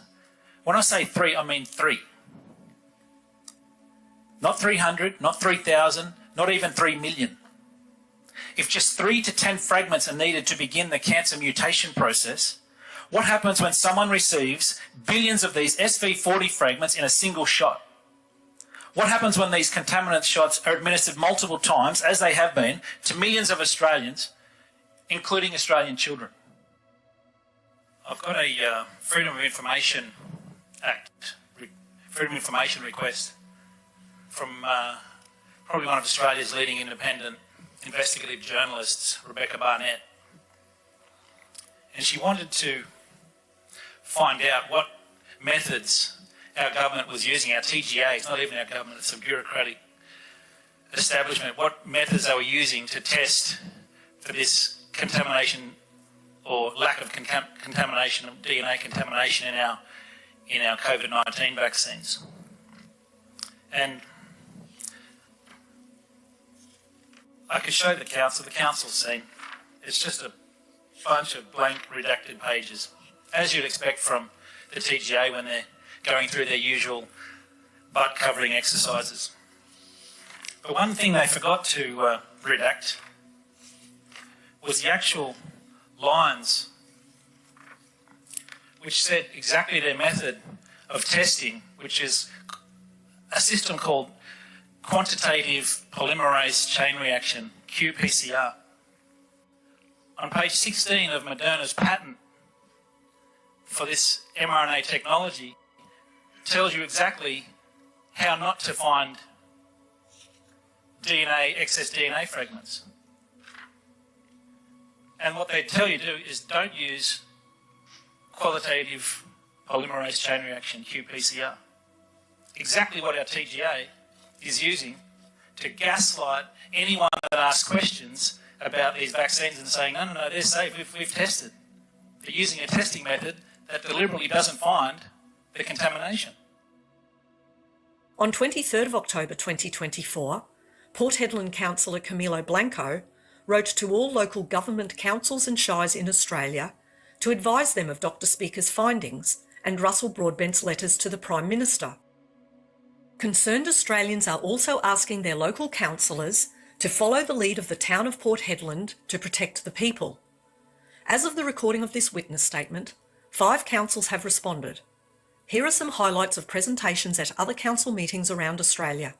Councils across Australia are being approached by ordinary people like me, following the Port Hedland Council historic motion on the 11th of October 2024. An excellent resource website called porthedlandmotion.info has been painstakingly developed to help councillors, councils, medical and health professionals, politicians, media and everyday Australians.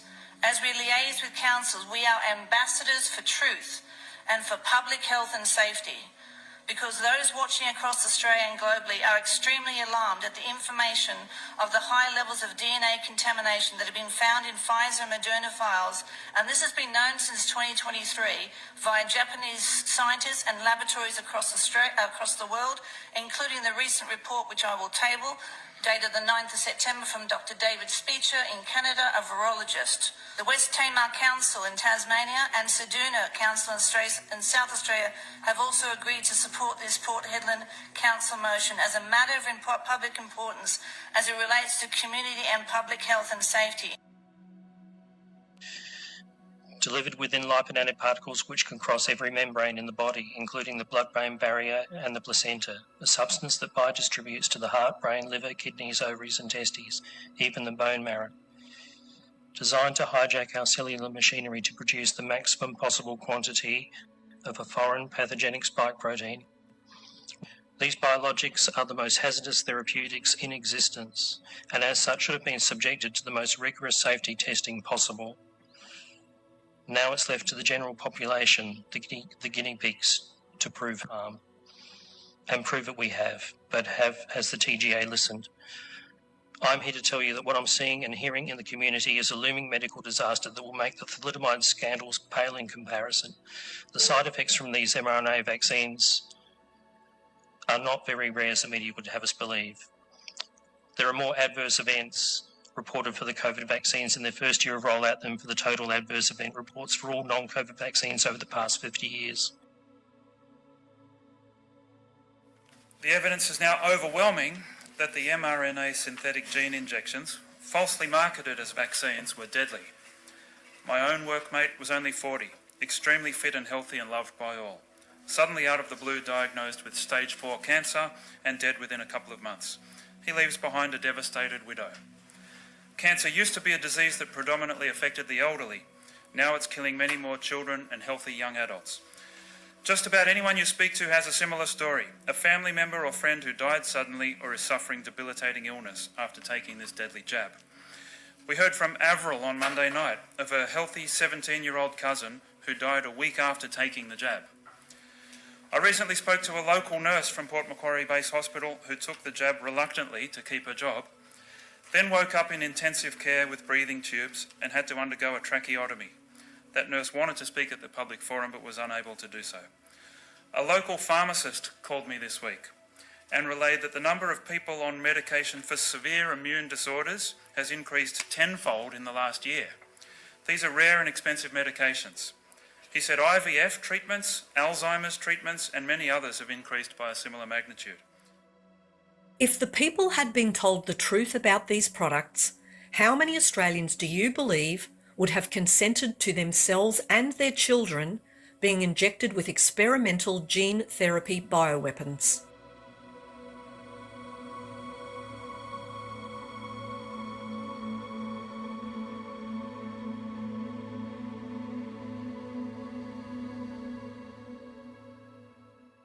Ultimately, the mRNA vaccines are an example for that cell and gene therapy. I always like to say, if we had surveyed 2 years ago in the public, would you be willing to take gene or cell therapy and inject it into your body, we would have probably had a 95% refusal rate. I think this pandemic has also opened many people's eyes to innovation in the way that was maybe not possible before. Weapon 3. Reporting of false data and narratives. The weaponisation of media reports was used to perpetuate the fear and coerce the trusting population to take the unsafe and ineffective vaccines. This strategy aligns with the evidence presented by Dr. David Martin that media hype was needed to promote the global acceptance of a vaccine. In 2020 and 2021, COVID-19 infection and death rates were reported daily through mainstream media by state premiers, chief ministers, and chief medical and health officers. But this data was manipulated in many ways to exaggerate the risk of death and hospitalisation from COVID-19 infection. This increased fear among the people. This misleading data and reporting included, but is not limited to, 1.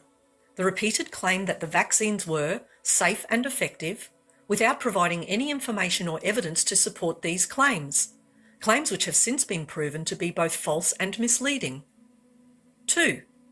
The repeated claim that the vaccines were 95% effective, without explaining that this was a relative risk reduction figure.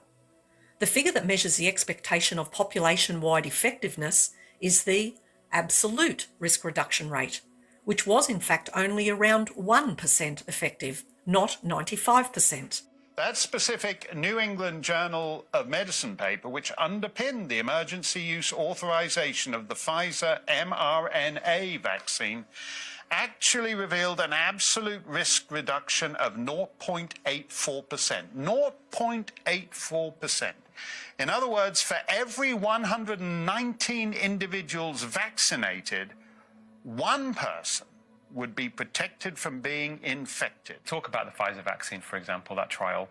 It showed this 95% relative risk reduction in infection. Everyone took on board as thinking 95, if 100 people were exposed, 95 would be protected, which is not the case. It was 0.84% from infection. If we trust that data implicitly, which of course many people did, even though that data has never been released for independent analysis, which is something we're advocating for. But in addition to that, Mark, that trial didn't show any reduction in death rates from COVID, statistically significant death rates from COVID, or all-cause mortality. So everything we had to go on at the beginning was based upon that figure that was exaggerated in terms of its benefits. 3. The use of PCR tests to confirm positive COVID-19 cases in healthy people with no symptoms, a test that likely produced false positive test results in 97% or more cases. 4. Reporting of people who died with COVID instead of from COVID. This significantly overcounted the number of people who in fact died from COVID. And what you see when you have case numbers at that level is that people, when they pass away from many other causes, they will die with COVID, and their deaths are recorded as COVID deaths. But that doesn't necessarily mean, as the premiers themselves have set out, that they passed away because of COVID. That's a very different proposition. And that's also the position of the Chief Medical Officer and the other health authorities. 5. The unusual practice of classifying people as unvaccinated until 2 weeks after a COVID-19 vaccine injection. This coerced healthy people to get vaccinated, as it exaggerated the number of unvaccinated people who died from or who were hospitalised with COVID-19. 6. Mainstream media failed to report important facts and research data which clearly show that the COVID-19 vaccines are not effective and, in fact, they have negative efficacy.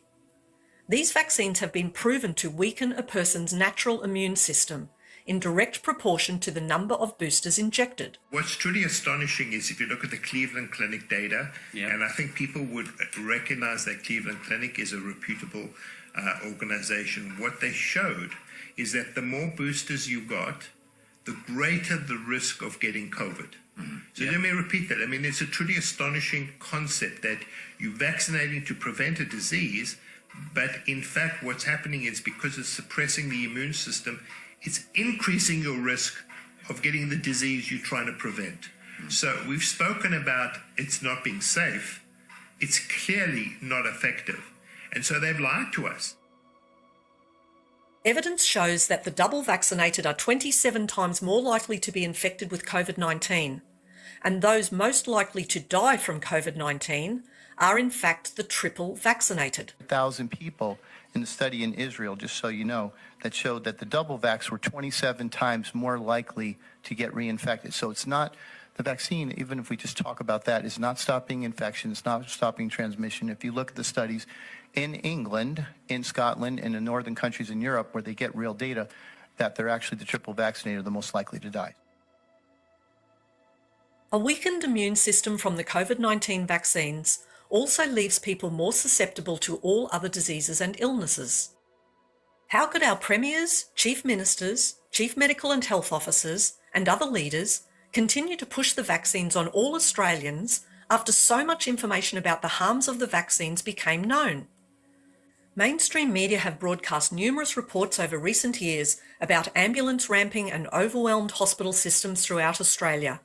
But they have been largely silent on sharing this important research data about the negative efficacy of the COVID-19 vaccines, or questioning whether this could be the cause of our overwhelmed health systems. 7. Changes in early 2024 of the calculation of excess deaths by the Australian Bureau of Statistics. Expected death rates have been reliably calculated by actuaries for decades, so if the total number of deaths for a period exceeds the expected deaths, these are called excess deaths. Excess death numbers have historically been calculated based on the average of the 5 prior years' figures, but the Australian Bureau of Statistics recently changed the basis of their calculation to include only the prior year. Every year following the COVID-19 vaccine rollout has shown increased absolute death numbers compared to 2019, but this change in calculation method by the ABS has now significantly lowered the number of excess deaths being reported each year. This clearly misrepresents and underreports the true number of excess deaths. That is, the true number of people who died unexpectedly since the COVID-19 vaccine rollout. Our World in Data is arguably a more reliable source of this information, since they have not changed their calculation method from prior years. Due to this change in calculation of excess deaths by the ABS, analysis of deaths from all causes is an alternative source of meaningful data. Official data releases from the Australian Bureau of Statistics reveals that deaths from all causes rose dramatically from the end of 2021 and continued during 2022. Is it just a coincidence that this surge in deaths commenced after the bulk of the COVID vaccination program was completed by the end of 2021? Surely any reasonable person would agree that the timing of the vaccine rollout compared to the surge in deaths in Australia needs to be investigated.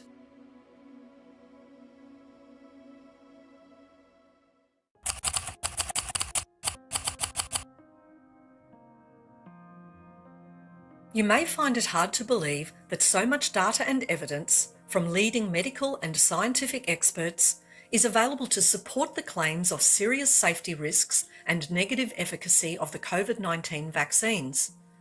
But the lack of reporting of this important information by the mainstream media is understandable when you learn of the existence of the Trusted News Initiative. The Trusted News Initiative is a group of global mainstream media organisations that agreed in 2019 to jointly control the information flow to the general public using coordinated messages. They choose what you will hear and they do not show you alternative explanations. This coordinated messaging across most major media outlets ensures that you will never hear the whole truth about any subject. It is censorship by another name. Mainstream media channels played an important role in creating the fear of a false global pandemic, and they pushed hard to have you accept the rollout of the experimental COVID-19 vaccines. They never showed alternative advice from many scientific and medical experts. Those views were censored. Significant evidence both in Australia and other countries indicates that the COVID-19 vaccine rollout was driven by a coordinated effort between politicians, including the Prime Minister, State Premiers and Chief Ministers, officers of federal and state departments of health and aged care, health regulators, including the Therapeutic Goods Administration, TGA, the Australian Technical Advisory Group on Immunisation, ATAGI, the Australian Health Practitioner Regulation Agency, APRA, and the Office of the Gene Technology Regulator, OGTR, and the mainstream media, including the national broadcaster, the ABC. The Prime Minister, State Premiers, Chief Ministers and Chief Medical and Health Officers used the mainstream media to hold daily announcements of infection rates. They described new cases as determined by PCR test results. But they never described whether these people were, in fact, sick or not sick. They also referred to deaths, both with or from the virus, without delineating if those deaths had occurred due to the virus or coincidental to the virus. These announcements appear to have been aimed at generating great fear in the public that there was a very serious disease circulating. The messages were clear: seemingly designed to scare the public into believing that this coronavirus could indiscriminately kill anyone, anywhere, at any time, regardless of their age or medical condition. The facts reveal that this was not true. The evidence clearly shows that COVID-19 was no more deadly than influenza, and that those most vulnerable to dying from COVID-19 were the same people that could die during a bad flu season. In fact, according to the Australian Bureau of Statistics, the median age of death from COVID-19 is 85.7 years. The median age of death of an Australian is 82 years.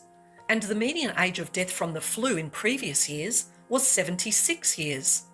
So an Australian was, and still is, more likely to die from influenza or old age than from COVID-19. It is interesting to note that influenza mysteriously disappeared from official statistics in 2020 when COVID-19 arrived. This happened globally and in Australia, according to data from the World Health Organization. And it did not reappear in Australia until early 2022.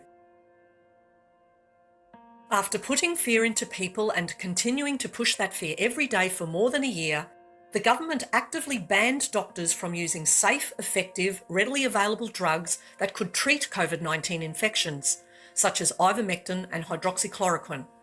They also failed to promote safe, effective precautions, such as the use of vitamin D, vitamin C, zinc, fresh air and sunshine to help people boost their immune systems.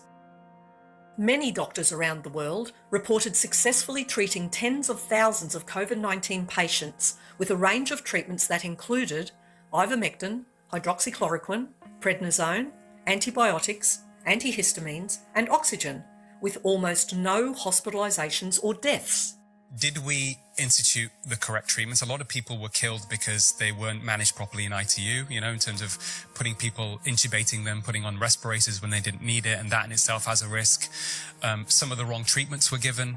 There were other treatments now that we look back that probably would have been helpful, things like ivermectin, which I know has been a bit controversial, but it's very safer than paracetamol, right? So first do no harm, okay? But it may have done some good, and a lot of people and doctors around the world that used it in several thousand. There's a doctor in South Africa that used it in 14,000 patients, including many elderly. Not a single one died from COVID, and this is early on. In Australia, those in power did not promote existing safe treatments and preventative measures. Instead, they coerced the entire population to take new experimental products with no long-term safety data, including experimental gene therapy bioweapons from AstraZeneca, Pfizer, and Moderna. They falsely labelled all of these products as vaccines, and the Australian regulator, the TGA, granted access to these products under provisional approval pathways, which were much less stringent than the normal approval process, with significantly less safety data. The provisional approval pathway was never intended for granting access to experimental drugs to be used universally throughout the entire population, regardless of individual medical circumstances. And the pathway was never intended to impose experimental pharmaceutical products onto healthy people. The provisional approval pathway allows for temporary registration where the need for access to a drug outweighs the risks. This usually applies only to very sick patients with no prospect of survival. But our government leaders and regulators pushed these experimental vaccines onto the general public and never disclosed details of how they determined that the benefits of the experimental vaccines outweighed the risks. They also never disclosed whether the risk analysis changed for different age groups or was affected by pre-existing medical conditions. Criteria 3 of the eligibility criteria for provisional determination requires that no therapeutic goods that are intended to treat, prevent, or diagnose the condition are included in the register. So according to the TGA's own guidelines, the COVID-19 vaccines could not have been granted access for use in Australia when already listed products, such as ivermectin and hydroxychloroquine, were available to treat COVID-19. Criteria 3 is an important criterion. Drugs that are not fully tested should not be granted access for use when other effective treatments with proven safety records are already available. However, the AstraZeneca, Moderna and Pfizer vaccines were nevertheless granted provisional approval in January and February 2021. This appears to be in breach of Criteria 3, as doctors around the world were reporting at the time that they were successfully treating their COVID-19 patients with products that were already listed in the TGA register. But then in July 2021, 5 months after provisional approval was granted for these 3 vaccines, the therapeutic goods regulations were altered. An amendment to the regulations removed the requirement for Criteria 3 to be addressed in applications for COVID-19 vaccines or treatments. Is this just a coincidence, or does this show intent to change the regulations to retrospectively justify the provisional approval that was granted for these 3 new vaccines 5 months earlier? It does appear that these products should never have been granted access under the original eligibility criteria that were in place at the time of the provisional approvals. Our state premiers, chief ministers, prime minister, chief medical and health officers, and other government and non-government health representatives and media personalities saturated the media with calls to take the experimental vaccines. They gave constant assurances that these vaccines were safe and effective. This is our shot. Our shot. Our shot. This is our shot. I've had my shot. This is my shot. This is my shot. This is my shot. Come on, Australia. Let's get the job done. Start a conversation with your doctor about your shot. Clearly, the government's own data was showing an alarming number of deaths and injuries being reported by doctors via the government's Adverse Events Reporting Database, DAEN. This included reports of 9 children who died, but these reports were never disclosed to the public to warn parents of potential risks of the vaccines. Due to the power held by all people involved, they had the means to push a narrative of fear and to coerce the public into taking the experimental vaccines.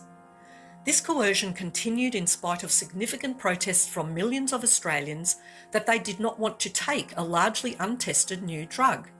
In fact, many of those who protested or raised concerns were silenced, smeared, and arrested. Many lost their jobs and were labelled by those same people in power as anti-vaxxers or other derogatory terms. This seems to have been a further strategy to coerce people to toe the line on the government's narrative that the vaccines were safe and effective and that everyone needed to be injected to protect the vulnerable. Government bureaucrats and their enforcement agencies stripped doctors of their long-held and proven medical ethical practices of first do no harm, ensuring that all patients were given fully informed, voluntary and valid consent for any medical product. The privacy of medical records was abused, as was the sanctity of the doctor-patient relationship. Normally, doctors must ensure that their patients are not being coerced to take any medical procedures or treatments in order for their informed consent to be legally valid. But this requirement was ignored as coercion was common, due to the mandates and other restrictive measures imposed on the population, under threat that certain vaccination targets needed to be met before people could resume their normal lives. But coercion invalidates consent. We asked police detectives to investigate why state guides to informed decisions and consent were ignored in respect of the COVID-19 injections. Why was there such a serious departure from these reasonable standards of conduct and care?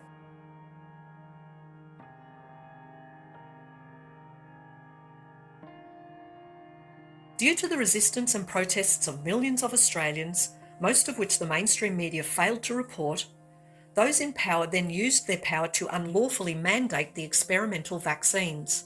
These mandates did not only apply to public sector workers such as health professionals, police officers, firefighters, teachers and other public servants, it was also adopted by many large corporations, many of which rely on revenue from government contracts. Many corporations, businesses and unions quickly fell into line with vaccine mandates for employees, without providing details of the risk versus benefit analysis of these experimental products. This important analysis was never provided by those insisting that the vaccines were safe and effective. Another really important insight from the report, one of the most important insights I think, is the lack of a shift through the course of the pandemic between a very understandable approach based on the precautionary principle at the outset, lock everything down, take a precautionary approach while we start to understand the scale of the challenge. The lack of a shift from that position in the early months to a position that was more evidence-based, that balanced risks and benefits, took account of non-health impacts of decisions being imposed on the community by governments, by leaders, and did so in a proportionate way. That is a really compelling insight from this report. The former Chief Health Officer, Brett Sutton, candid on Victoria's approach. Do you think you failed to explain sometimes? Of course I did. Of course I did. A federal report revealed a lack of clear, honest communication was one of the most harmful aspects of the pandemic. The expert at the time admits, I think evidence changes all the time, and I think sometimes it just wasn't there. And so, of course, sometimes you're making a best guess. The mainstream media received millions of advertising dollars from the government to promote the vaccine narrative and ensure that those who raised concerns about the experimental vaccines were quickly shut down. Many people who did not comply with the unethical and unlawful directions and mandates, and consequently lost their jobs, were some of Australia's leading non-government doctors and scientists who raised the alarm, the very people that the government should have been taking advice from. These experts, which included many frontline doctors, had a moral and ethical duty to speak out when they saw public health messages and practices that could harm people. But instead of listening to these experts, the authorities set out systematically to take down, silence, discredit, deregister and remove academic titles of anyone who questioned the safe and effective narrative in any way. They're afraid to write exemptions for people who are injured by the vaccine. So that's the culture of fear that is out there. Ethical politicians who did their research and tried to present the facts and the science to protect the people were also smeared, ostracised and even threatened. I've been very disappointed about the Labor Party making this a partisan issue and attacking me and smearing me and slandering me and actually misrepresenting what I say. Australia's most senior immunologist, Emeritus Professor Robert Clancy, someone that was actually awarded an Order of Australia for his services to immunology and medicine. He has said, and I quote, Craig Kelly is absolutely right. Now that's our most senior immunologist. So the idea that I completely and utterly reject the idea that I'm out there putting any theories forward. I'm not putting any theories forward at all. Right now, people have been misrepresenting my position, and that's why I'm happy to come on and defend it, because a lot of things that are being said are completely untrue. Mm-hmm. All our hopes are riding on a vaccine. Yes. You need to be quiet. Well, if you don't want to listen to our most senior qualified immunologists, I am listening to them, and I think you need to start listening to our scientists and our doctors, Craig. Our scientist is our most senior qualified immunologist in this country, Professor Craig. Robert Clancy, and you are not listening to him. I served for something like 11 years as an Australian federal member of parliament. I was one of those politicians who wasn't afraid of sticking his head above the parapets on many different issues, and when you do that you tend to get some pot shots. But I'd never experienced anything as ferocious as what came to me when I started speaking up about COVID-19. Senator Roberts organised a number of different parliamentarians, politicians from all different parties to come together and have this informal inquiry into COVID-19. And during that inquiry, I was talking in camera, that is in confidence, with these people who showed some slides, and they showed things that they saw under a microscope. And I was alarmed. I was alarmed when I heard what they had said, when they showed the footage. And I said to them, I need to come and see this for myself. And so they took me. These people took me to their laboratory. And so these weren't just everyday Joes. These people were involved in the health industry. One of the people that was there vouching for them was a pathologist herself. And when we went into their laboratory, they took me through the whole chain of custody. There was nothing that happened that was untoward. So these people took me to a fridge where they extracted a vial of a certain substance that I can't name on social media, and that tells you as much as you need to know about the powers that be and what's going on here. But anyway, they put a needle inside this vial. All of this happened right in front of me, by the way. They extracted the substance out of this vial. They'd gotten the substance from a doctor who, again, didn't want his name mentioned, didn't want any identification happening to him. And that, again, tells a very big story. But they extracted this substance from this vial. And then they went and proceeded to go to a dark field microscope where they put this vial, the substance in this vial, on a slide. And then I was shown what was in this substance. These people went and proceeded to show me slides of blood from people that had the substance injected into them. And it was shortly after this, when I was telling a few trusted people, that someone said to me, "You need to shut up about this, because if what you saw is right and you have this information now and you can bring it to light, you might end up dead before you do it. Your family might end up dead. Be very careful." I got to tell you, I was incredibly frightened, more than I ever have been before, because of this information. State premiers and chief ministers around the country regularly appeared in the media telling people that if they did not take these vaccines, they would be excluded from society. If you are anti-mandate, you are absolutely anti-vax. I don't care what your personal vaccination status is. I want to be very clear. Life for the unvaccinated will be very difficult indefinitely. If you are unvaccinated and the virus comes into your community, the virus will hunt you out. And just confirms that this really is a pandemic now of the unvaccinated. Life will become very difficult for the unvaccinated from January 31. Some presidents of the AMA did the same. The lives and livelihoods of millions of Australians were damaged by these products labelled as vaccines and the other draconian pandemic measures enforced by the government under the false guise of protecting the people from this dangerous virus. Interestingly though, politicians and federal employees did not have to risk their livelihoods or right to participate in society, as they were exempted from the mandates. If this virus was so dangerous, why would our politicians and federal employees be exempted from taking a supposedly life-saving vaccine? I understand Commonwealth employees and court staff are exempt from the mandate. Oh, yeah, that's not a watering down. That's specific advice, legal advice, and supported by the Solicitor General, that there are constitutional and other legal protections for some of those groups that mean that a mandate was really not a recommendation for those groups. And does that apply to MPs too? I mean, are those state MPs in the Parliament? Yeah, I believe so. Again, legal impediments or legal recommendations that MPs can't be within those mandates. The outcome of these actions was that millions of Australians took a product that they were assured repeatedly was safe and effective, which has now been proven to be neither safe nor effective. They were coerced to do so under threat of losing their jobs or being excluded from society. Unvaccinated Australians were even prevented from being with sick and dying loved ones and elderly relatives in nursing homes. These unlawful restrictions on people's human rights were unnecessarily cruel. This is arguably a form of state-mandated terrorism and was certainly a gross breach of people's human rights. A major legal case is already underway in Queensland courts to prosecute the human rights abuses.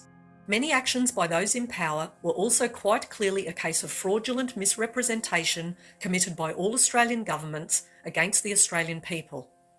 The Supreme Court in Queensland confirmed that the vaccine mandates were unlawful.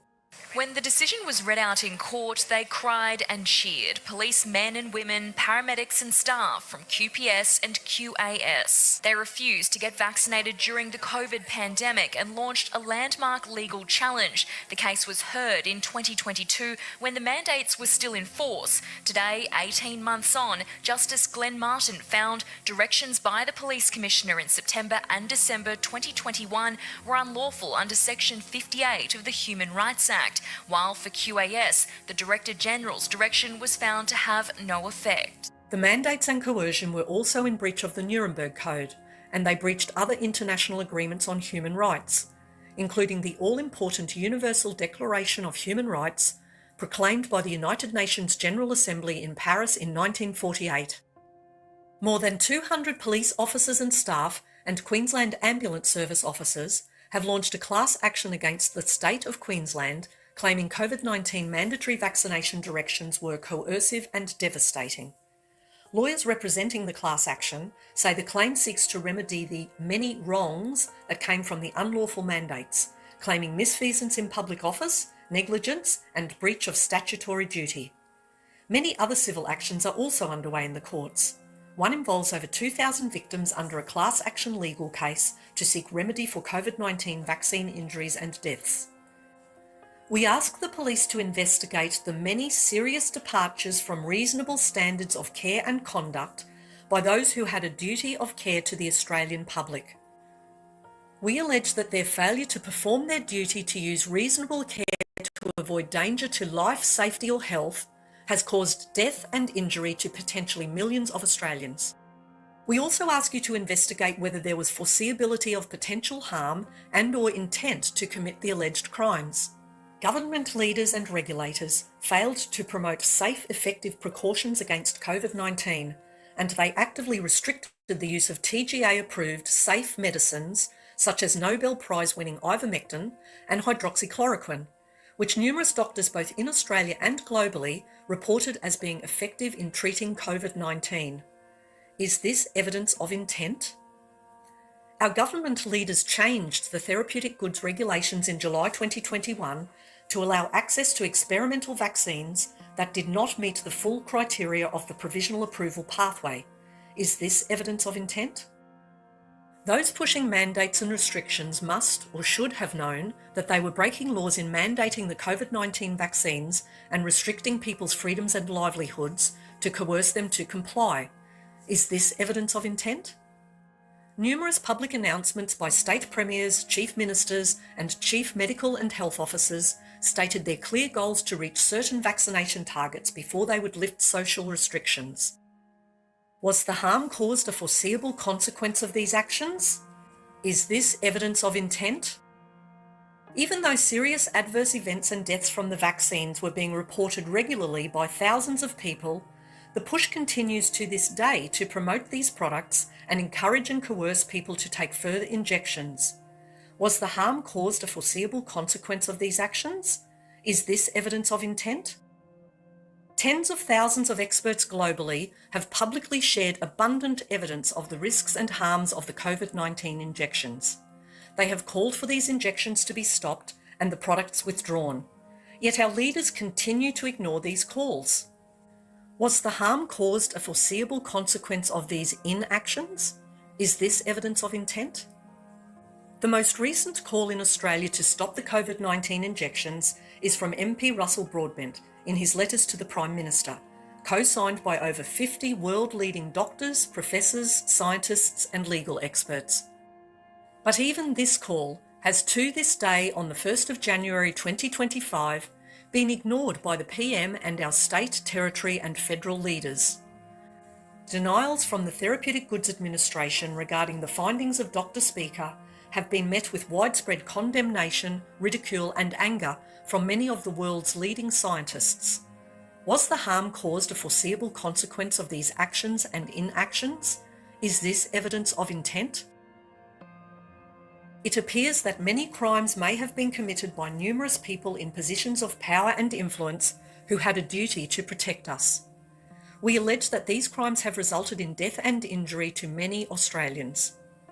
It is clear that the alleged perpetrators had the means through their collective positions of power, reputation and authority to commit these crimes. We allege that they also had the intent to commit these crimes, as the harm caused must have been a foreseeable consequence of their actions or inactions. There is and was a significant amount of data and evidence available in the public domain that enabled them to predict that their conduct would result in harm to the Australian people. We ask Australian police detectives to investigate these allegations without fear or favour.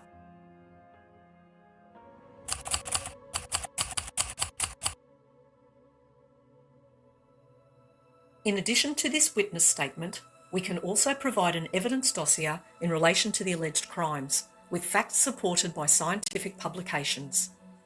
Please review the facts presented very carefully to understand them, because what they reveal in totality is that the government's response to the pandemic was not the result of managing a serious threat to the lives of Australians. There was no pandemic of death in Australia. We had effective treatments for COVID-19. People were coerced to take vaccines that they did not need and which were not safe, nor did they prevent infection or transmission of the virus. The injections labelled COVID-19 vaccines, which the Australian people were coerced to take without their legally valid informed consent, have caused injury and death to potentially millions of Australians. Many of Australia's best doctors, scientists, legal minds, human rights lawyers, and other concerned Australians tried desperately to expose these facts since the outset of the pandemic, but they were silenced, ignored, and in many cases, prevented by regulatory bodies from practicing their professions simply because they brought this hard evidence to the attention of those in power.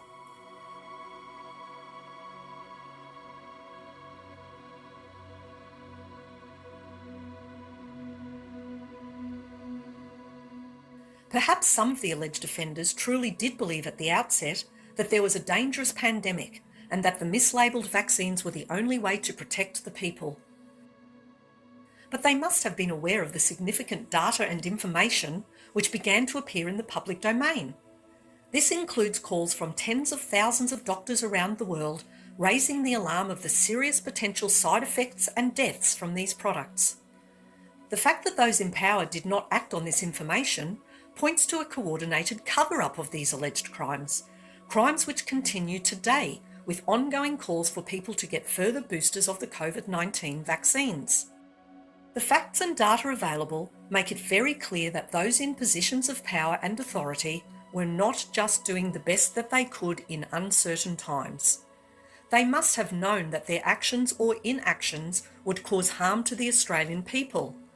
Unbiased, evidence-based reports from multiple independent sources showed scientific facts and real-world data that was certain from the outset, but it was ignored and/or covered up by those in power.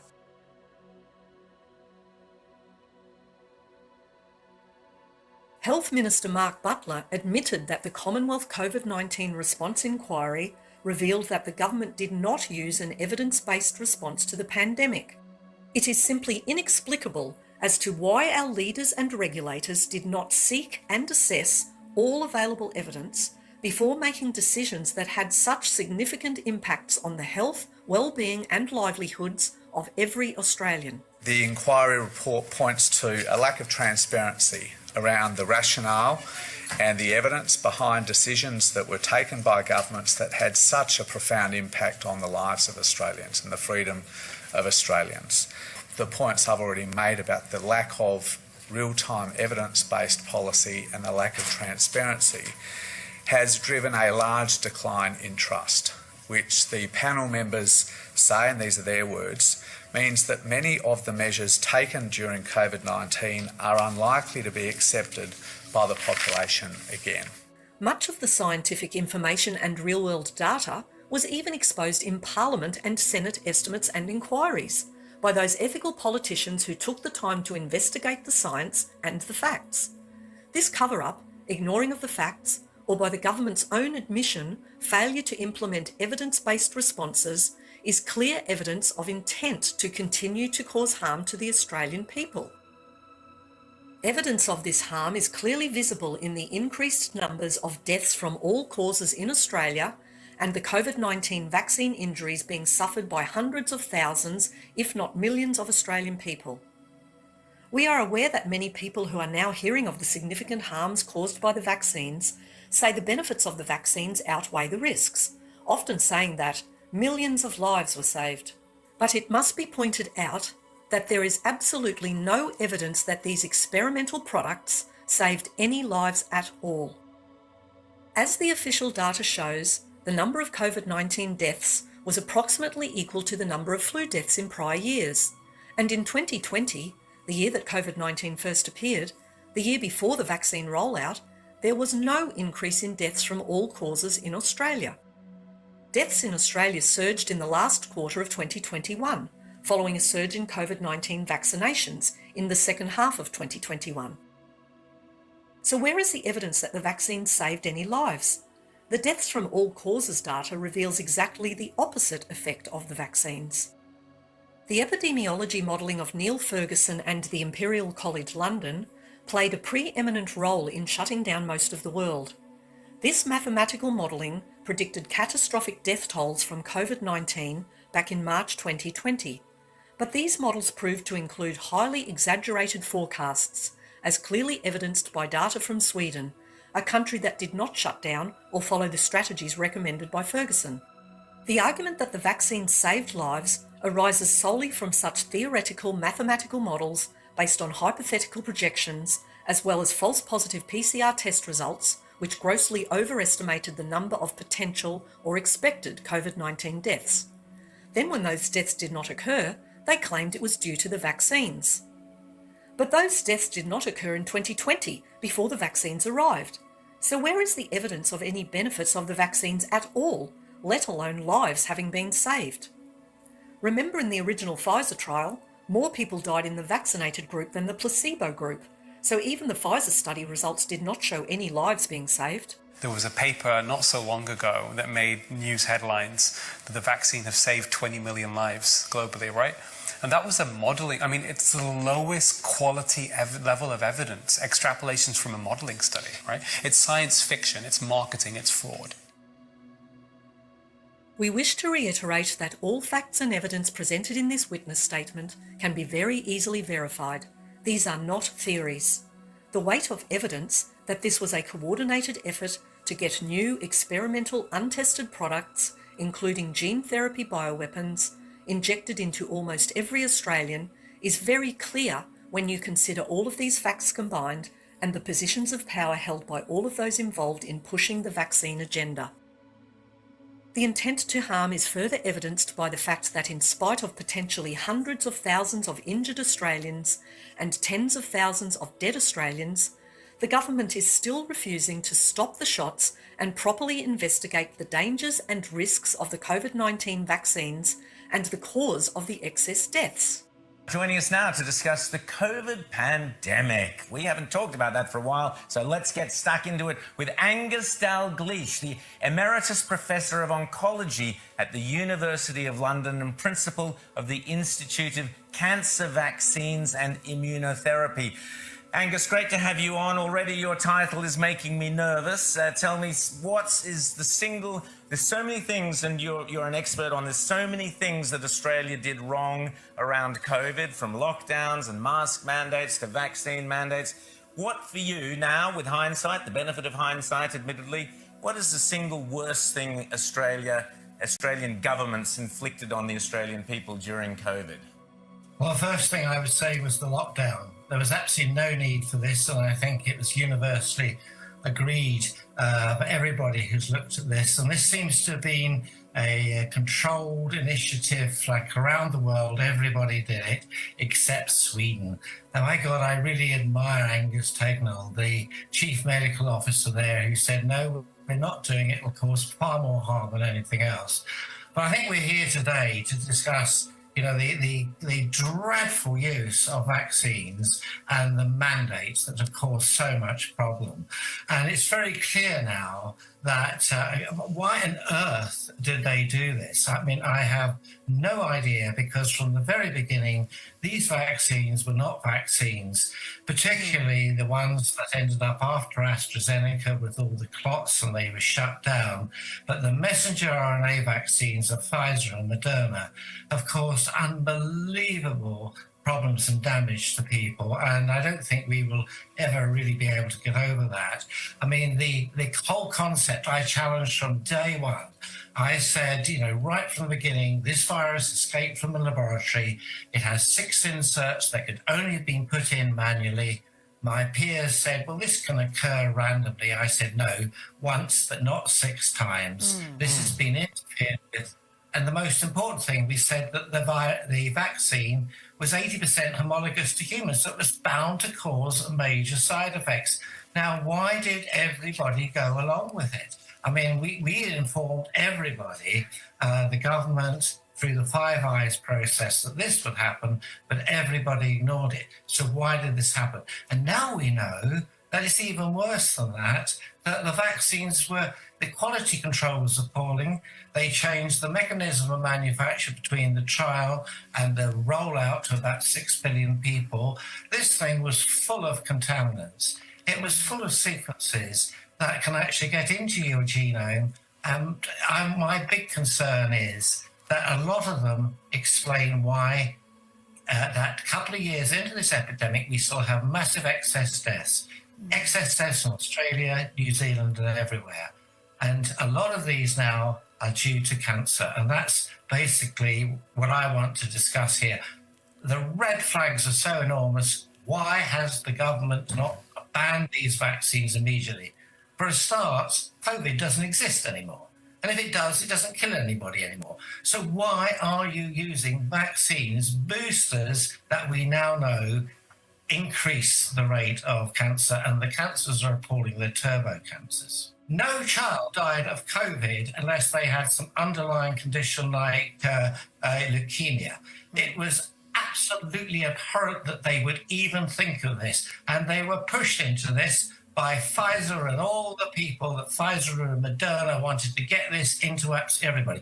These were not vaccines. These were horrible gene therapies that could actually integrate into your genome. And this is one of the reasons we're seeing this horrendous rise in turbo cancers. I'm terrified what they have done to our children. I think everybody who went along to that should actually stand up to trial, defend themselves and go to court. This is unbelievable, the incompetence, medical negligence, everything, and nobody is accepting responsibility for this. It is unbelievable case of cognitive dissonance, and I hold everybody to account. I hold the chief medical officers to account, the chief scientific officers to account. I cannot believe the MHRA and the TGA and the FDA, the level of incompetence and negligence, and they have to be held. This is Nuremberg trial stuff. They are so awful. Now, we know about the contamination. Your TGA have stood up and said, oh, we've done this little study, that study, what have you, but it doesn't really matter because they're safe and effective. They started the mandate that these vaccines were safe and effective. No, they were never, ever effective. I've looked at the first submissions of Pfizer to the FDA. There was no evidence that they were effective whatsoever. It was basically hope. And they were never, ever safe. The first mandate, the first submission of Pfizer showed that they caused every single side effect you could ever possibly want, and yet the FDA still approved them, and the TGA and the MHRA went along with it. This was absolute criminal negligence. Their job was to say, are they safe? Are they effective? No, they were not. And yet they signed off on it. Why do you think so many nations like Australia all went in with this, in the wake of this pandemic that we know was caused by a virus that was done in a lab, that was doing research that was paid for by the US to get around its own restrictions? Well, I totally agree. As I said, my colleagues and I were the first to point out that this escaped from the lab. There was no other explanation. There was 6 positive charge in this virus. 2 of them had been previously published out of the Wuhan in Western medical literature. So why did they cover up? Why did they do the lockdown? Why did they do the mandate? I'm sorry that I couldn't believe that my peers in humanity would descend to such lows. This basically, the whole thing was planned. The whole lockdown was an experiment in control. And there was this Manhattan Project, its Department of Defense. They were doing this genetic engineering, which Obama quite rightly said should never have been done. It's a gain of function. Fauci was told not to do it. So what did he do? He got it done elsewhere, including the Wuhan laboratory in China. And he lied, I believe. Rand Paul's held him up on this. And the greatest thing that's happened is that Robert F. Kennedy has written the most brilliant book on how evil Fauci is, the real Anthony Fauci. Well, if he gets into power in January, this whole thing, I believe, will be over. He will basically hold them all to account for this, because I believe this is the greatest crime of the century. Any police officer in Australia with any conscience or good ethics must surely see, based on the evidence presented, that these alleged crimes need to be investigated and these vaccines stopped. And this needs to be done quickly before any more people die or become injured. In addition to this witness statement, we can provide further evidence of the alleged crimes and details of expert witnesses who are available and willing to provide further information and testify in court if required.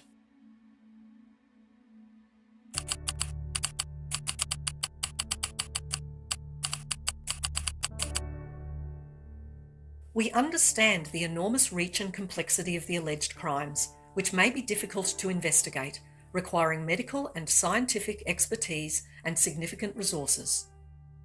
Accordingly, we can also provide an outline of the issues that we believe need to be investigated, some key questions that need to be asked, and information that needs to be requested in order to prove the motives behind the alleged crimes and to prosecute the offenders. Please consider carefully the calls of tens of thousands of doctors, scientists, lawyers, and expert witnesses from both Australia and around the world who have been shouting out since 2021 that these shots must be stopped. They warn us that these products labelled as vaccines are dangerous. They are killing people, they are injuring people, they are causing heart attacks, sudden deaths and turbo cancers, they are causing miscarriages and stillbirths, they are impacting the fertility of future generations, and they are also potentially changing our human genes. The objective of these so-called gene-based vaccines was to inject you with a genetic sequence for something called spike protein. Now, it doesn't really matter what spike protein is, if it's real, where it came from. The point is, it's a genetic sequence for a protein that doesn't belong in your body. It's non-self, it's foreign. Your immune system is a wonderful work of God and nature. It distinguishes self, things that are meant to be inside you and are fine, from anything else, foreign, non-self. If you inject a person with a genetic sequence that instructs your body to become a factory for some protein that doesn't belong in you, your immune system will detect that and it will attack every cell that's done that instruction and kill it. Now, these materials, when injected in your arm, didn't stay in your arm. They traveled around your heart, your lungs, your kidneys, your brain, your ovaries. And in every place it landed, if it was taken up and expressed, your body registered that as foreign invasion, and it attacked and killed every cell doing it. But proteins like the one they claim was encoded in these gene-based materials are known to be toxic. There are loads of experiments, lots of published experiments showing that proteins like that one cause blood coagulation, damaged nerves, damaged heart tissue. As a doctor, I have never seen something so injurious to the human body. It invades the brain, it invades the heart, it causes brain and heart damage, it invades the bone marrow, it stimulates antibodies to actually start to attack our own platelets and our other cells in our body. It causes blood clotting and damage to blood vessels like we've never seen. Data from University of Pittsburgh suggesting it causes cancer. Since when do we have a protein that actually injures the brain, injures the heart, the bone marrow, the immune system, causes blood clotting, and potentially causes cancer in a single protein? It's a weapon. In fact, there are 3 papers, one by Farkas, published in Military Medicine, and 2 by Yen, published in preprint. They've actually concluded it is a bioweapon. It is a bioweapon. According to strict military criteria, it's a bioweapon. We cannot emphasise enough the serious impacts of the alleged crimes. You only have to turn on the TV, and almost every night on the 6 o'clock news, there are reports that our hospitals and ambulance services are totally overwhelmed. For over 4 years, many good doctors in Australia, including well-respected specialists, have been speaking out to warn of the risks and side effects of the COVID-19 vaccines. But their pleas for evidence-based science to prevail were ignored.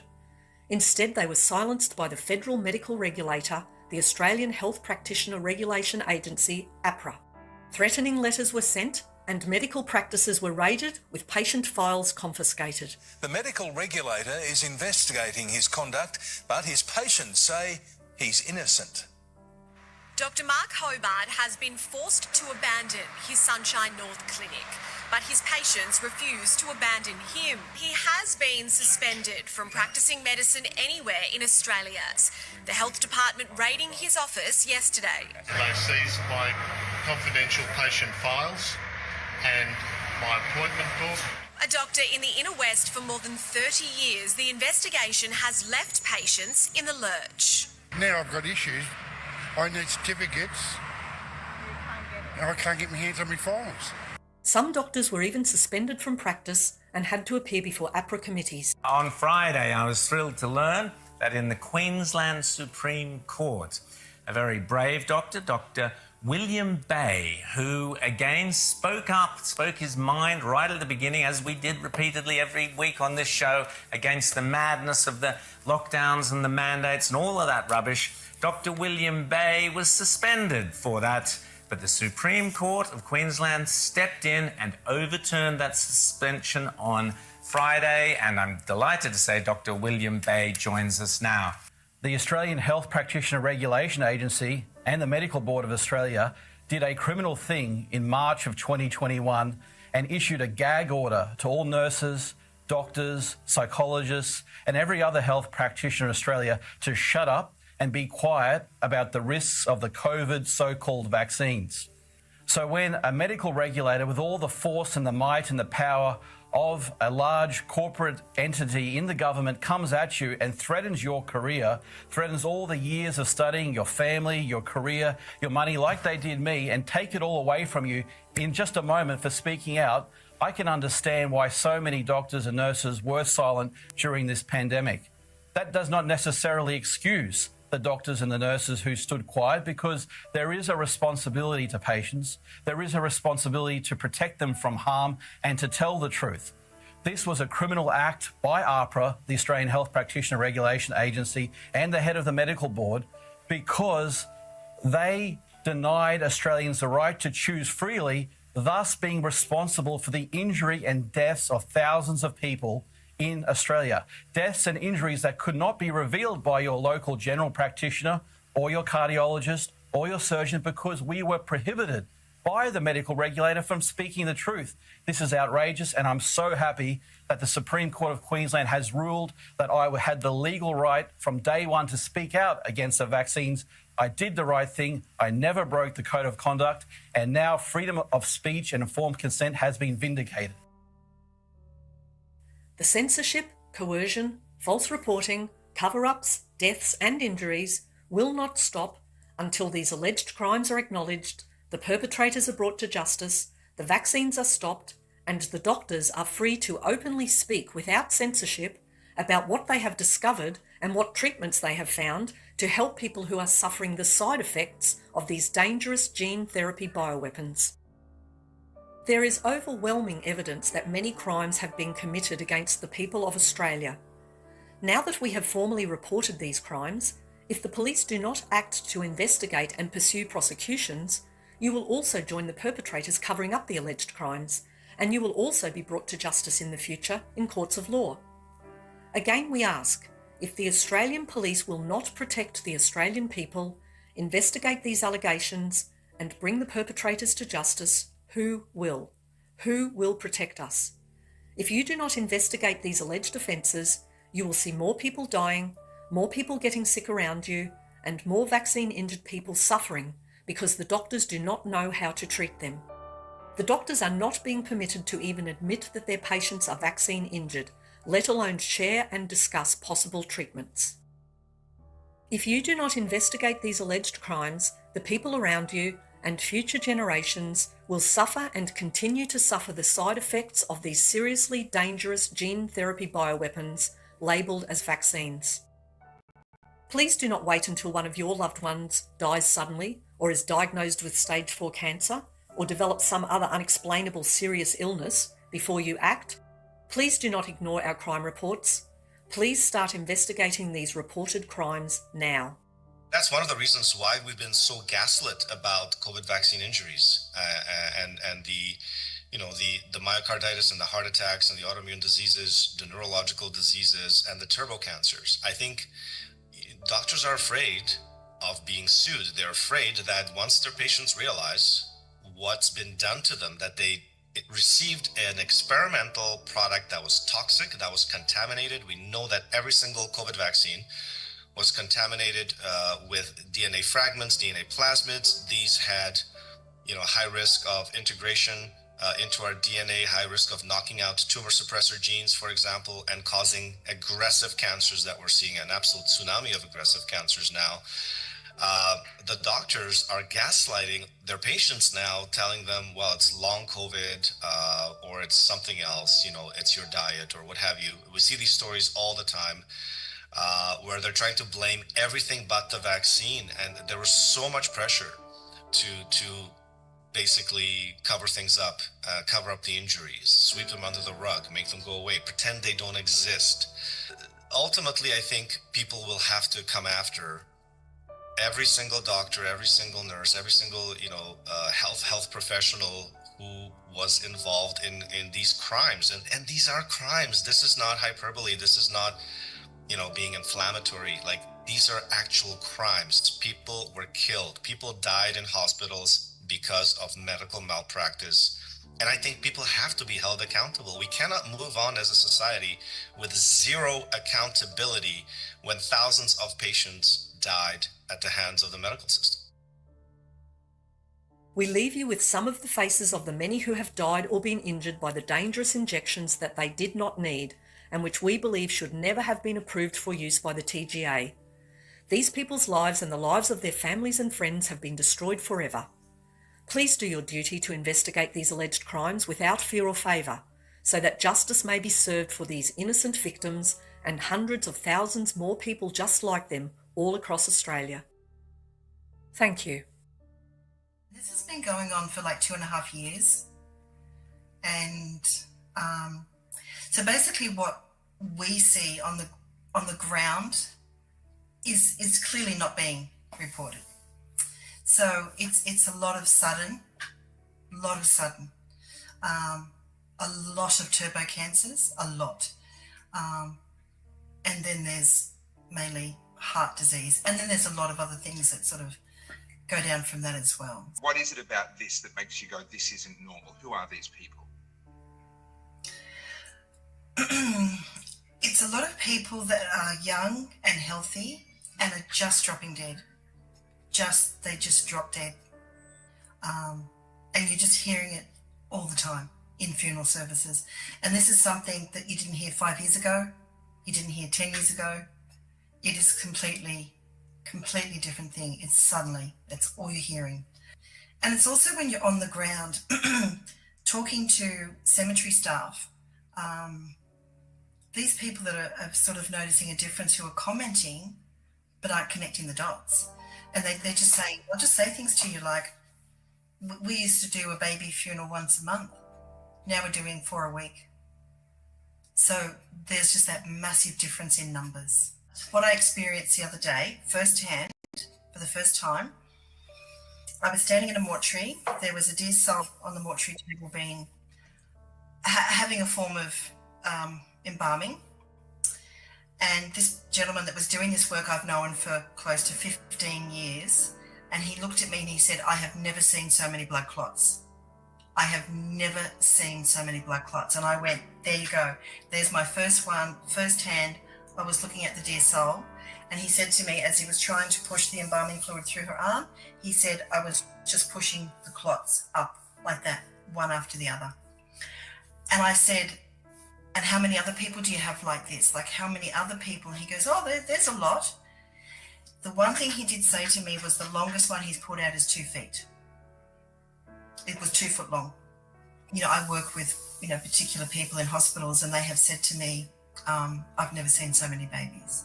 There's different areas, especially the coroners, that would be seeing so much stuff, but no one says anything. Without immediate action, we risk leaving Australians vulnerable to a wave of preventable diseases that may devastate families and strain our healthcare system. These gene-based vaccines should never have been considered The technology had never been proven to be effective in preventing coronavirus infections. The technology had been shown to be unsafe long before it was used in 2021. But the people are waking. We know and we knew that this is all bullshit and that we've been had. But we are going to hound you down, the people that are guilty. We are going to hound you down and hold you accountable, and we will expose your global agenda so that the people of Australia can be free in the future. Because I love my kids and I'm looking forward to my grandkids. And we are going to save this country. COVID-19 vaccine injuries have taken a toll on thousands of Australians and their families. And many are still suffering and struggling with the impacts. It's clear from the comments online that there's a growing groundswell of vaccine-injured Australians that are rightly fed up with being ignored and abandoned. Australians trusted the government to protect them with a so-called safe and effective vaccine and help them if anything went wrong. But that's not what's happening. That is not what's happening. Vaccine-injured Australians deserve better. That's justice as I see it.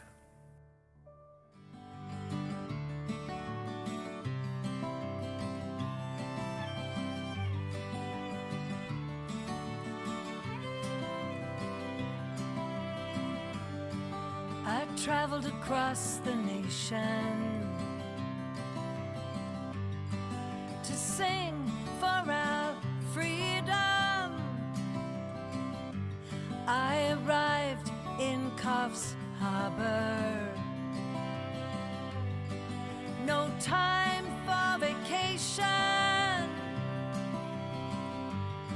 When I walked into the festival, I saw a sight I'd never seen before. A sea of signs waving in the breeze. What was written there, I had to see. This was the forest of the fallen. Do you know what this means? In the forest of the fallen, you will see and you will grieve. Every picture told a story of death and injury from our so-called vaccinations, mandated throughout our nation. There were people moving slowly in the forest of the fallen. I was singing right beside it. Could not stop my tears from rolling. This was the forest of the fallen. Do you know what this means? In the forest of the fallen, you will see and you will grieve. The silence, it was deafening. The signs were so shocking. Do you know how many neighbors will never work again, never live again? This was the forest of the fallen.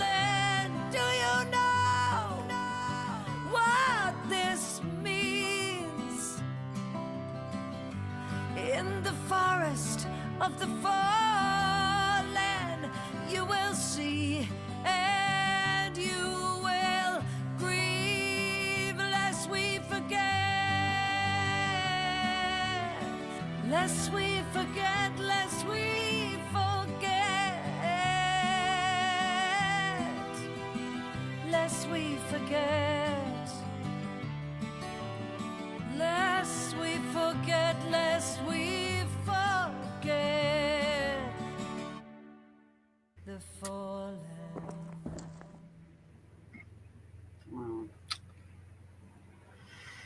Okay, guys, that was, I'm nearly sitting here in tears. I mean, we know all this stuff, but guys, this is your chance.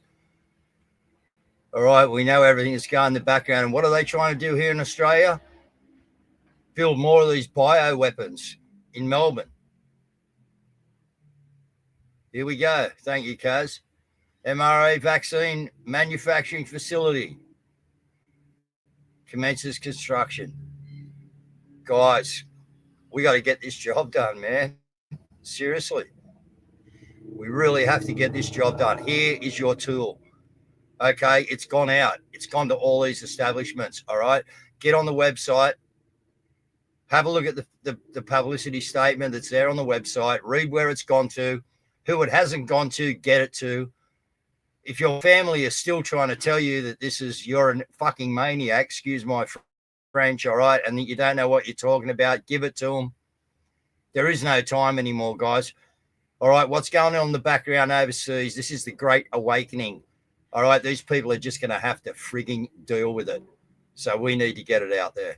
So thanks, everyone. Thanks to the people involved who I'm not publicising that made that documentary. There's more to come, guys. All right, and they'll come through this channel and other channels. It's out overseas probably tomorrow.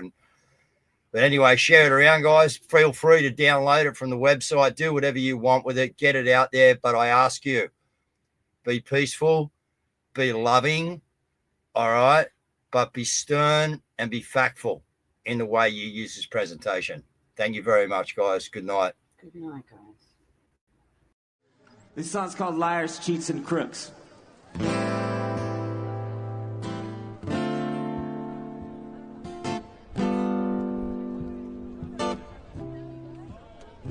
You want me scared, you want me weak, you want me brain dead and asleep. You want us trapped while you all laugh behind the scenes. You want us sick, you think we're dumb. You want us blind and you want us drugged. You want us poor while you get more of everything. But you don't get to tell me what to think and what to do. No, you don't get to tell me what is true. 'Cause you're just liars, cheats, and crooks. Change the rules and you burn the books. And so I don't believe a single word you say. You're all liars, fakes, and cons. Want you out and we want you gone. So don't believe this time you'll get away. You want us tricked, you want us numb. You want us scared and you want us stung. You want us shot and you want us bought in every way.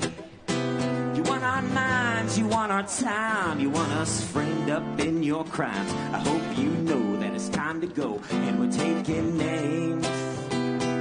'Cause you don't get to tell us what to think and what to do. You don't get to tell us what is true. 'Cause you're just liars, cheats, and crooks. You change the rules and you burn the books. And so I don't believe a single word you say. You're all liars, fakes, and cons. Want you out and we want you gone. So don't believe this time you'll get away. 'Cause we say la la la la la la la la la all your life. La la la la la all your lies. Got it. You don't get to tell us what to think and what to do.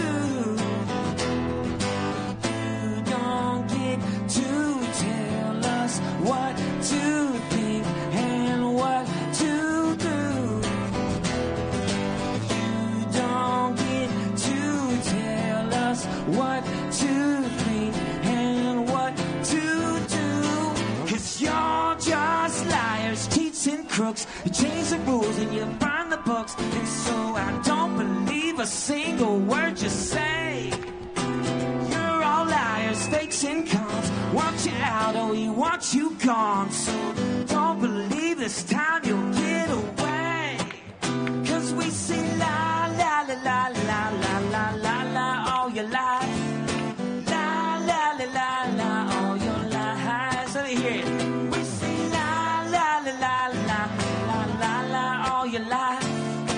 La la la la la all your life. You're and crooks. You change the rules and you burn the books. And so I don't believe a single word you say.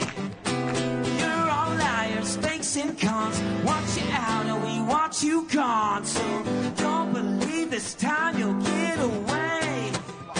So we say la la la la la la la la la all your life. La la la la la all your lives. Louder. La la la la la la la la all your life. La la la la la all your life. We say la la la la la la la la all your life. La la la la la all your life. We say la la la la la la la la la all your life. La la la la la all your lives. One more time. La la la la la la la la la all your lives. La la la la la all your lives. Perfect. Thank you so much. You don't get to tell